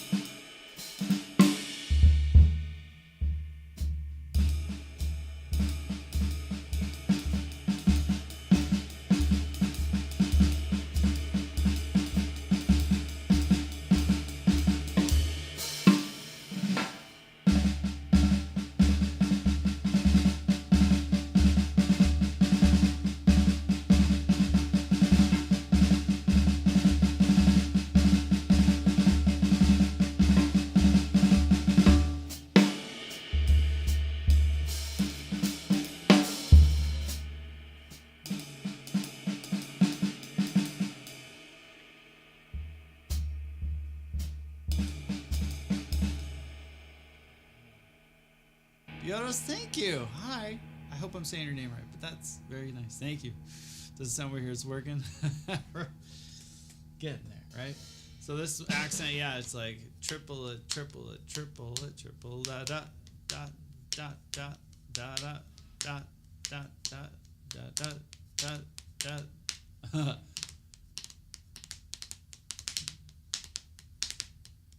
Oh, then it's just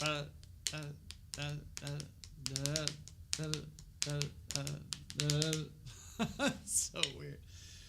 I'm trying to keep that in my brain, like as I hear the accents, like It's hard though.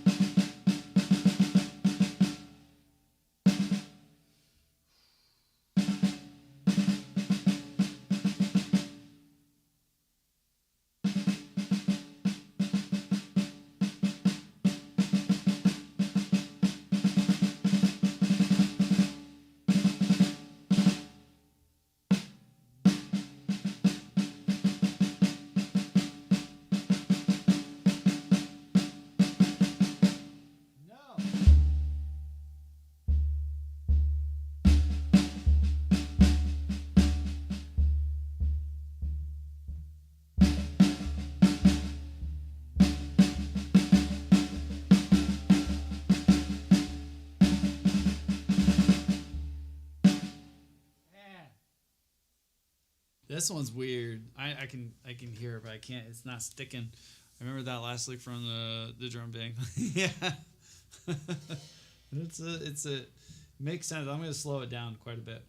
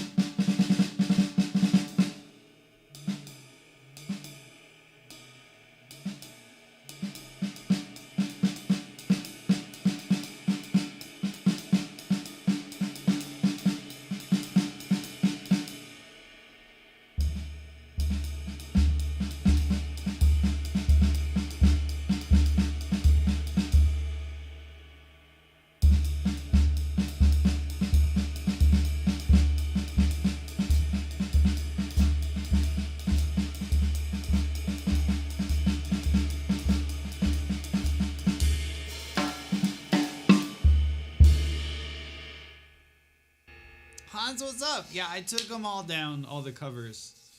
I'm sorry. I took all the drum covers down. Don't be mad. Oh man. That's interesting. No, see?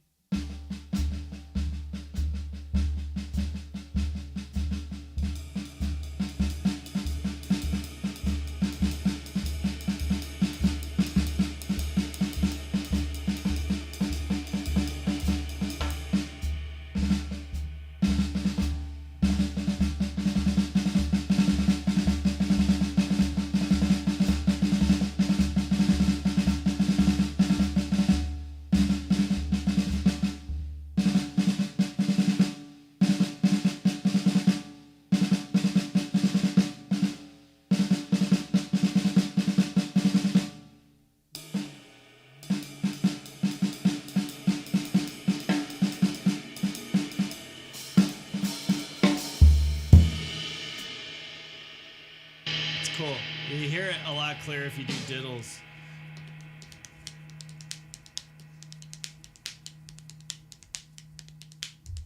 Right?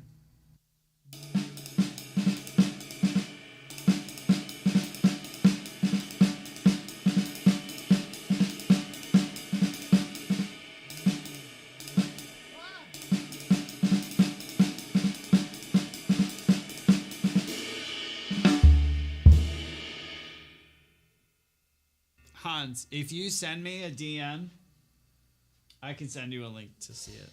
It's unlisted, so I can give you the link for it. You can watch it whenever. I appreciate it, though. Thank you. Just let me know. You see if I remember the little thing. Yeah, Crucial. I love that. That'd be cool. All right, 41. Man, these are crazy. I might just do up to 44 and then go back and then play them on the snare. Make sure this isn't gone. You're looking a little wobbly there, sir. Are you good? You good? You haven't had too much to drink? Diddles? Yeah.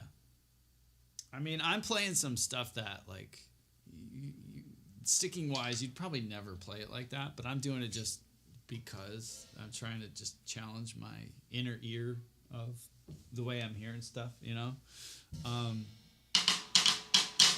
So this next one, same kind of thing. Bop, bop, bop, bop, bop, bop, bop, bop, bop, bop, and 4, and 1, and 2, and 3, and 4, and 1, and 2, and 3, and 4, and 1. Right?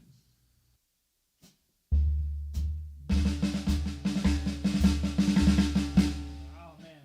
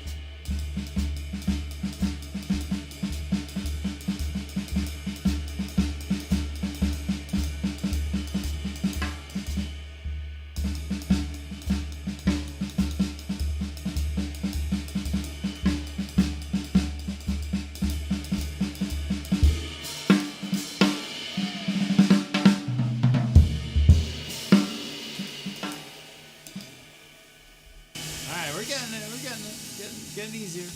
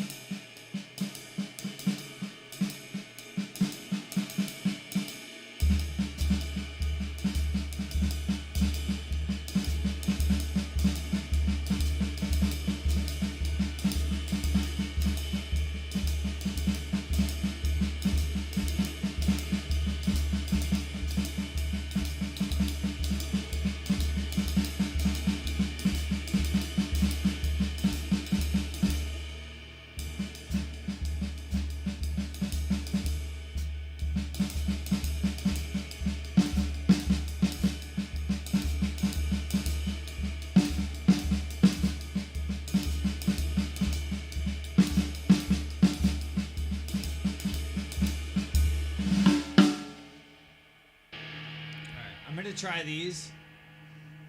I'm gonna go back. We're gonna do them on the snare. I'm gonna try faster.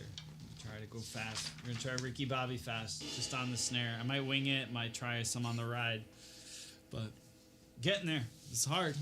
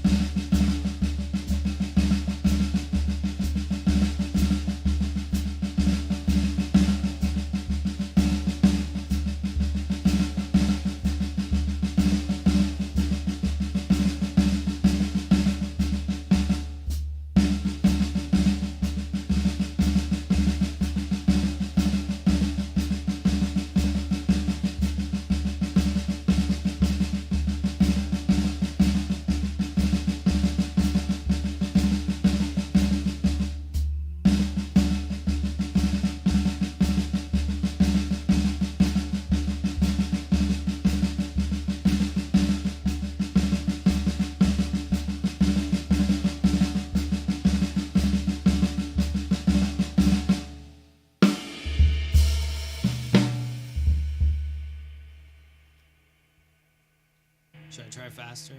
That was pretty good. It shifts around though.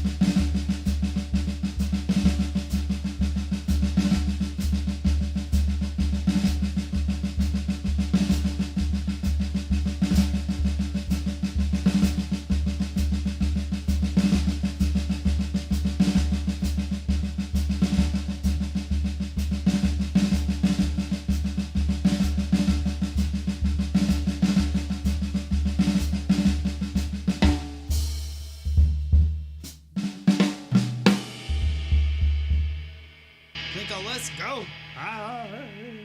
It's good. I'm getting there. It's so much easier on a snare. I've been practicing it on a snare and a pad, so when we put it on the ride, I'm just like, what?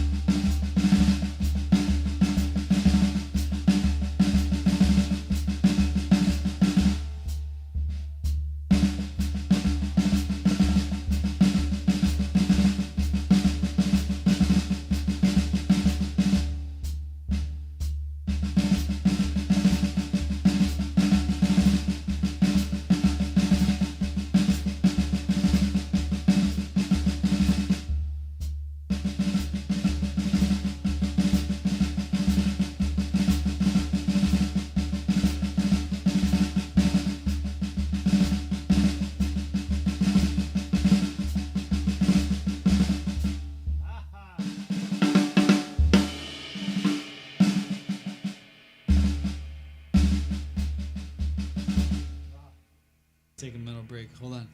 If you're hi, been looking around here and there the past 3 years, and you're still an inspiration. Oh man, I took a chance last year and started taking. Well, okay, hold on. Let me make sure. Hold on.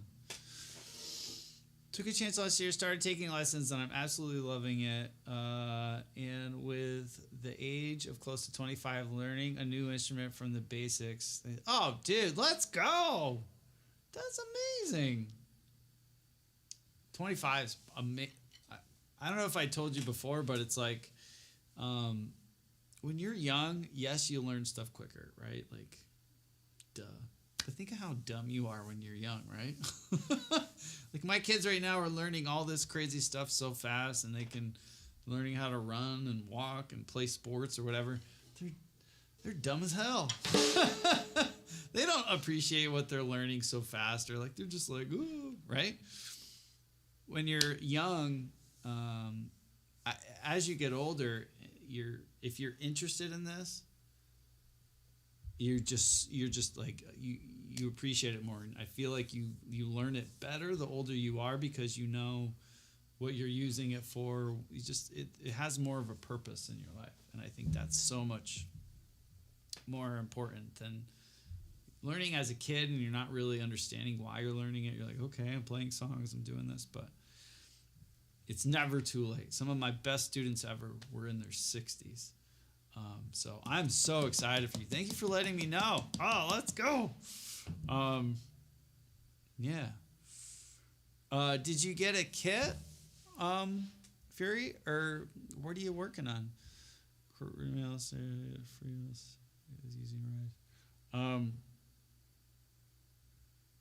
Yes. I know, Mega Plinko. I called you Plinka. You know. Okay, Mega. You know, just real quick. You know who I thought of today? We have a mutual friend that kind of judged me once.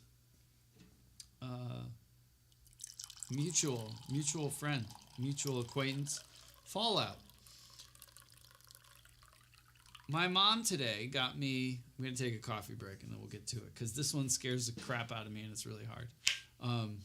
But I'd love to know what drum set you're playing on, or what you're working with, or how lessons are going and all that. But so my mom got me ice cream Snickers bars today, because she's my mom, right? If Fallout is judging you, then you're doing something okay. You know the ice cream Snickers story? Do you know that story? And I thought of Fallout today, and I was like, you know what, Fallout? I'm going to eat this whole box tonight. Do you know my Fallout ice cream Snickers story? Be very satisfied. Okay. You might have been around. I don't know. I feel this was Destiny Con or Destiny Community, whatever con, whatever. Back in 2017, it was the year I started streaming, and the Crucible Radio boys had like a house. Fallout was there, and we got food for the house, and everyone was getting like salads and stuff, like, I don't know, a bunch of wraps and, fresh stuff. And I got like a bunch of ice cream Snickers. I was like, hey, I'll get a bunch of ice cream Snickers for the house so people can enjoy them, right? They're the best kind of Snickers. Put them in the freezer, and I'm like, oh man, let's go. Guys, there's ice cream Snickers. And they were all like, okay. Come the last day, I ate like all of them. I ate like the whole box. Maybe that day I ate like a whole box. And Fallout was like, you just ate a whole box of ice cream Snickers? And I was like, yeah, there's another box in there. And he's like, you just ate a whole box. Like, he just couldn't wrap his brain around it. And he was like, oh my God, you ate a whole box of ice cream. You ate all of them? I was like, yeah, I could eat the other box. They're so good, Crucial. Enjoy so much. Yo, Mag, what's up, dude? 2 freaking years. Oh my gosh. Hi, how are you? Finally get the groove going. I could play a fill at the right tempo, actually. Yes! Had an acoustic kit 4 or 5 years now, but self-taught. Had problems keeping the motivation. Moved out of my parents' house, and now I have an E-drum. Ooh, nice. That's a good one. But I enjoy lessons on acoustic. So much fun. Yeah, electric kits are great. But yeah, if you get to, it just shakes the whole everything. But that's amazing. That's so cool. Oh, congrats, man. Thank you. Honestly, thank you for letting me know. I love hearing people that do all that. Just get going with an instrument. But Mac, how's the little one? That's a lot of Snickers, but I imagine you were in. It's really not though. Okay, Mega. I feel like I'm being judged again. I'm just kidding. No, but it's not really a lot. The box looks big, and you take them out, and you're like, wow, they're like that big. They're barely. It's barely anything to get. I'm just saying. Even Birds was like, he's like, you ate all of them? And I was like, guys, this is what I do. I just eat Snickers all the time. And they couldn't get over it. I eat a lot of Snickers. I do enjoy them. 6 is more than I've ever eaten. How much comes in a box of ice cream Snickers? See, I don't even know. I just eat them all. I could down like 3 in one sitting easily. It's nice to see you, chat. In the words of the great Elvin, there ain't no one, there ain't no 2, 3, or 4. It's just time, man. Just time. Oh, man. Pleasure. That's a good quote. There ain't no 1, there ain't no 2, 3, or 4. It's just time, man. Just time. Oh, someone. There's so many good Elvin quotes, right? He's Elvin, but there was I read. I gotta find it again. I think Carter posted it on Instagram. It's a great quote. So yeah, I thought of Fallout today and how he Snickers shamed me.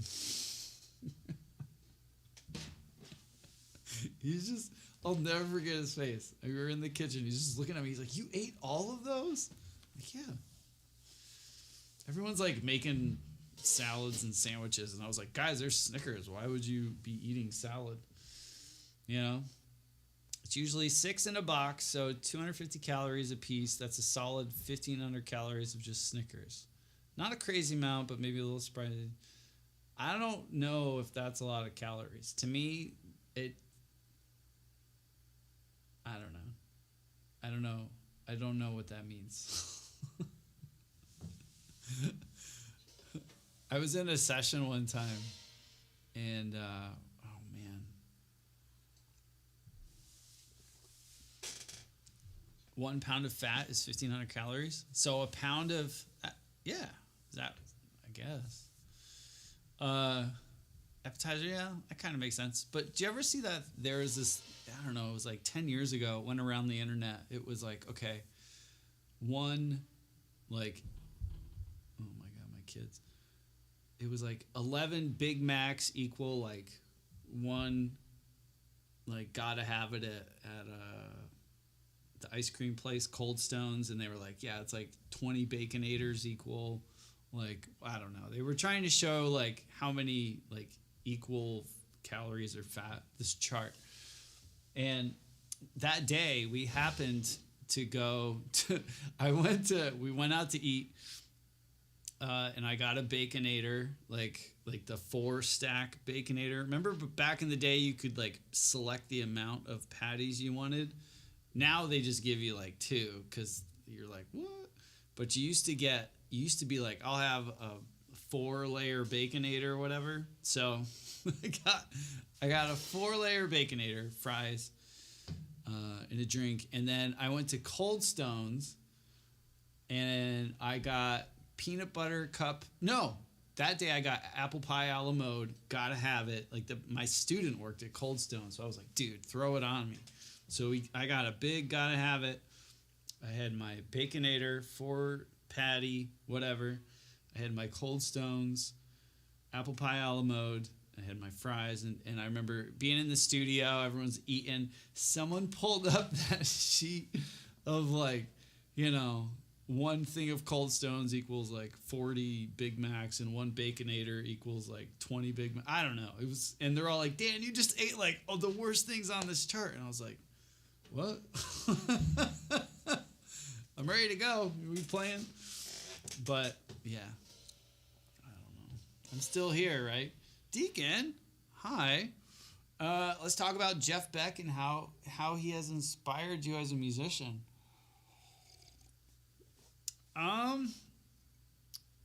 Deacon, Jeff Beck. I'm going to be very honest with you. I don't listen to a lot of Jeff Beck, but I know how insanely inspirational he was to a lot of the people that I listened to. And his sound and the way he played. Very sad about his passing. We were talking about Annika earlier. She was his drummer for the last tour. So I've seen a lot of performances of his, and he's just magical. But I never dove into his like library of stuff, but I've always enjoyed him live, to put it that way, maybe. We got 7 at 7 at Steak and Shake. Oh man. Oh, that's kind of like, I don't know. In-N-Out used to be able, if there's like this secret menu at In-N-Out, right? You can go there and everyone's like, I'll have a double. But you go in there and you say, I'll have a 4x4. They'll do it. Like, I think up to an 8x8. In certain In-N-Outs, you can ask for bacon, and you can get like a bacon, you can basically get a Baconator. But more of an impression you can like this and not live on the toilet way. My wife's confused too. She's like, oh my God, how do you do that? But yeah, that's a lot. Steak and Shake, the burgers are much bigger than In-N-Out or Wendy's, right? The Baconator is pretty big, but Steak and Shake is like, that's some heavy burgers. That's it's a solid sandwich. And Rally, hi. How are you and the fam? We're all good. Yeah, it's my youngest. I saw terrible twos. We're coming into the terrible 7, 9, and 11s. So I don't know, man. They're all bad. All the years are bad. They're all just little monsters. But yeah, my youngest, he's turning 7. He doesn't actually have a birthday this year. We were talking earlier. He's a leap day baby. And Otter, medical Otter, Otter. He's a leap day baby too. His birthday is not coming up. He has a very unbirthday this year.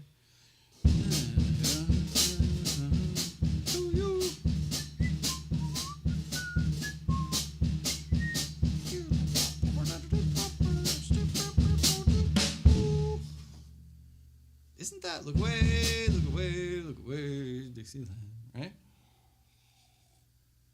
If you ever go bold at Del Taco, they'll add French fries to anything. Even what? That's kind of cool. I didn't know that. Really? That's wild. Yeah, I remember In-N-Out was like this cool thing. I remember when I moved to LA, everyone's like, "Oh man, In-N-Out is like, hey, animal style." It's like this is like. The internet was around, but like there was no Twitter or whatever. So it was like this cool thing. If you were, all the out-of-towners were like, yeah, I'll have a double and some fries and a shake. And then you saw the California person be like, chill, no, I like animal style. They'd be like, what? And then it was like this secret menu, right? And they had like grilled cheese, all kinds of stuff. And now everyone knows about it, so they're like, yeah, animal style is so cool. Like, it's like, you don't know, get out of here. But bacon was the last thing on In-N-Out. I remember that was like hush hush, because you had to ask for it, and it would you have never had In-N-Out? I love In-N-Out. In-N-Out is one of those. Mega, you speak of bathrooms. It's my stepfather-in-law. Okay, hold on. Your stepfather-in-law's non-birthday on the... Okay. It's a lot. Yeah, it's cool, right? In-N-Out, I remember there was an In-N-Out close to my old studio. So I remember if I went to In-N-Out, I would get, a burger, sometimes 2 burgers, a fry, and a shake. I always got a shake. Their shakes are really good. But I knew I would Muscle's like, bah. It's not the best burger, but it's got a taste. It's a taste. You got to admit that, Muscle. It's got this thing that it's not good, but it's not... It's good. It's not the best, but it's not bad. But it has this thing. It kind of like just melts. Oh, so good. So I will say this: the way to eat In-N-Out is you've got like 30 seconds before it tastes bad. If you get it and it's cold, the fries get cold in instant. The minute air touches them, it's like cold. Because they make them really thin and they make them right in front of you. So yeah, you haven't. And the burgers will like, they'll stay warmer longer, but you got, like, as soon as you get it, like, just be a crazy person, be like, get out of my way, and just start eating, because it's good when it's hot. So I used to go through drive-thru, and I had a routine. I'm not gonna lie. I would get my In-N-Out, and I would go park at the one spot in the parking lot that overlooked a nice scenery.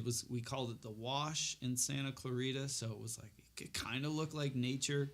There was like a tree, so I could sit my car in the shade and listen to my music or podcasts and eat my In-N-Out. But I knew that I had about a 15-minute window to get from that parking spot to the studio bathroom, because whenever I would eat In-N-Out, it was like, it's like your stomach goes, all right, we got to make way for this stuff. like the Office scene where it's like, it's happening. And like, I was like, oh man. I knew I had about 15 minutes, and I'd just come in the studio and I'd be like, don't talk to me. Get out of my way. Like, oh, Dan had an In-N-Out. I don't know what it is. Certain burgers do that. Certain places, it might maybe it's the oil. Yeah, it's colonoscopy oil. Cleared me out. Yeah, but I still like it. Just saying. It's good, Muscle. It's not like okay? Is there a worser burger for you, Muscle, than In-N-Out? Because I'm trying to think. McDonald's burgers suck.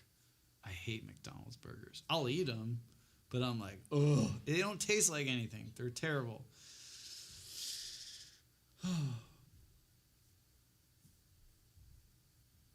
Unwilling 4-year-old to bed and get ready for some deity. Nice, dude. I hope bedtime is quick and there's no negotiating. Oh my God, it's 8:30? Holy crap. I gotta go. I told the kids 8 o'clock I'd be done. Dad of the year over here. I gotta go too. I talked a lot tonight and did nothing. Josh is like, Dan. Josh, you're usually my gauge. You're like, I'm gonna go to bed. And I'm like, all right, Josh going to bed. I got a few minutes. It's because it's not food yet. McDonald's is terrible. I love you guys. I'm gonna go. I forgot. Oh my God. I don't have a clock up. I gotta hit a button. I'll be on tomorrow. You got a gig tomorrow evening, but it's later. Oh, okay, right on. Nice. That's good. I love you guys. I'm just going to end it. I'll be on live tomorrow early, probably like 9-ish, and we're going to do more of this. I'm not going to talk as much tomorrow. A lot of people were like, hey, play something. I don't want to be rushed, you know. Can't you can't just expect me to be like play, you know. I got nervous. Love you guys. Good night. Have some ice cream. Love you. Good night.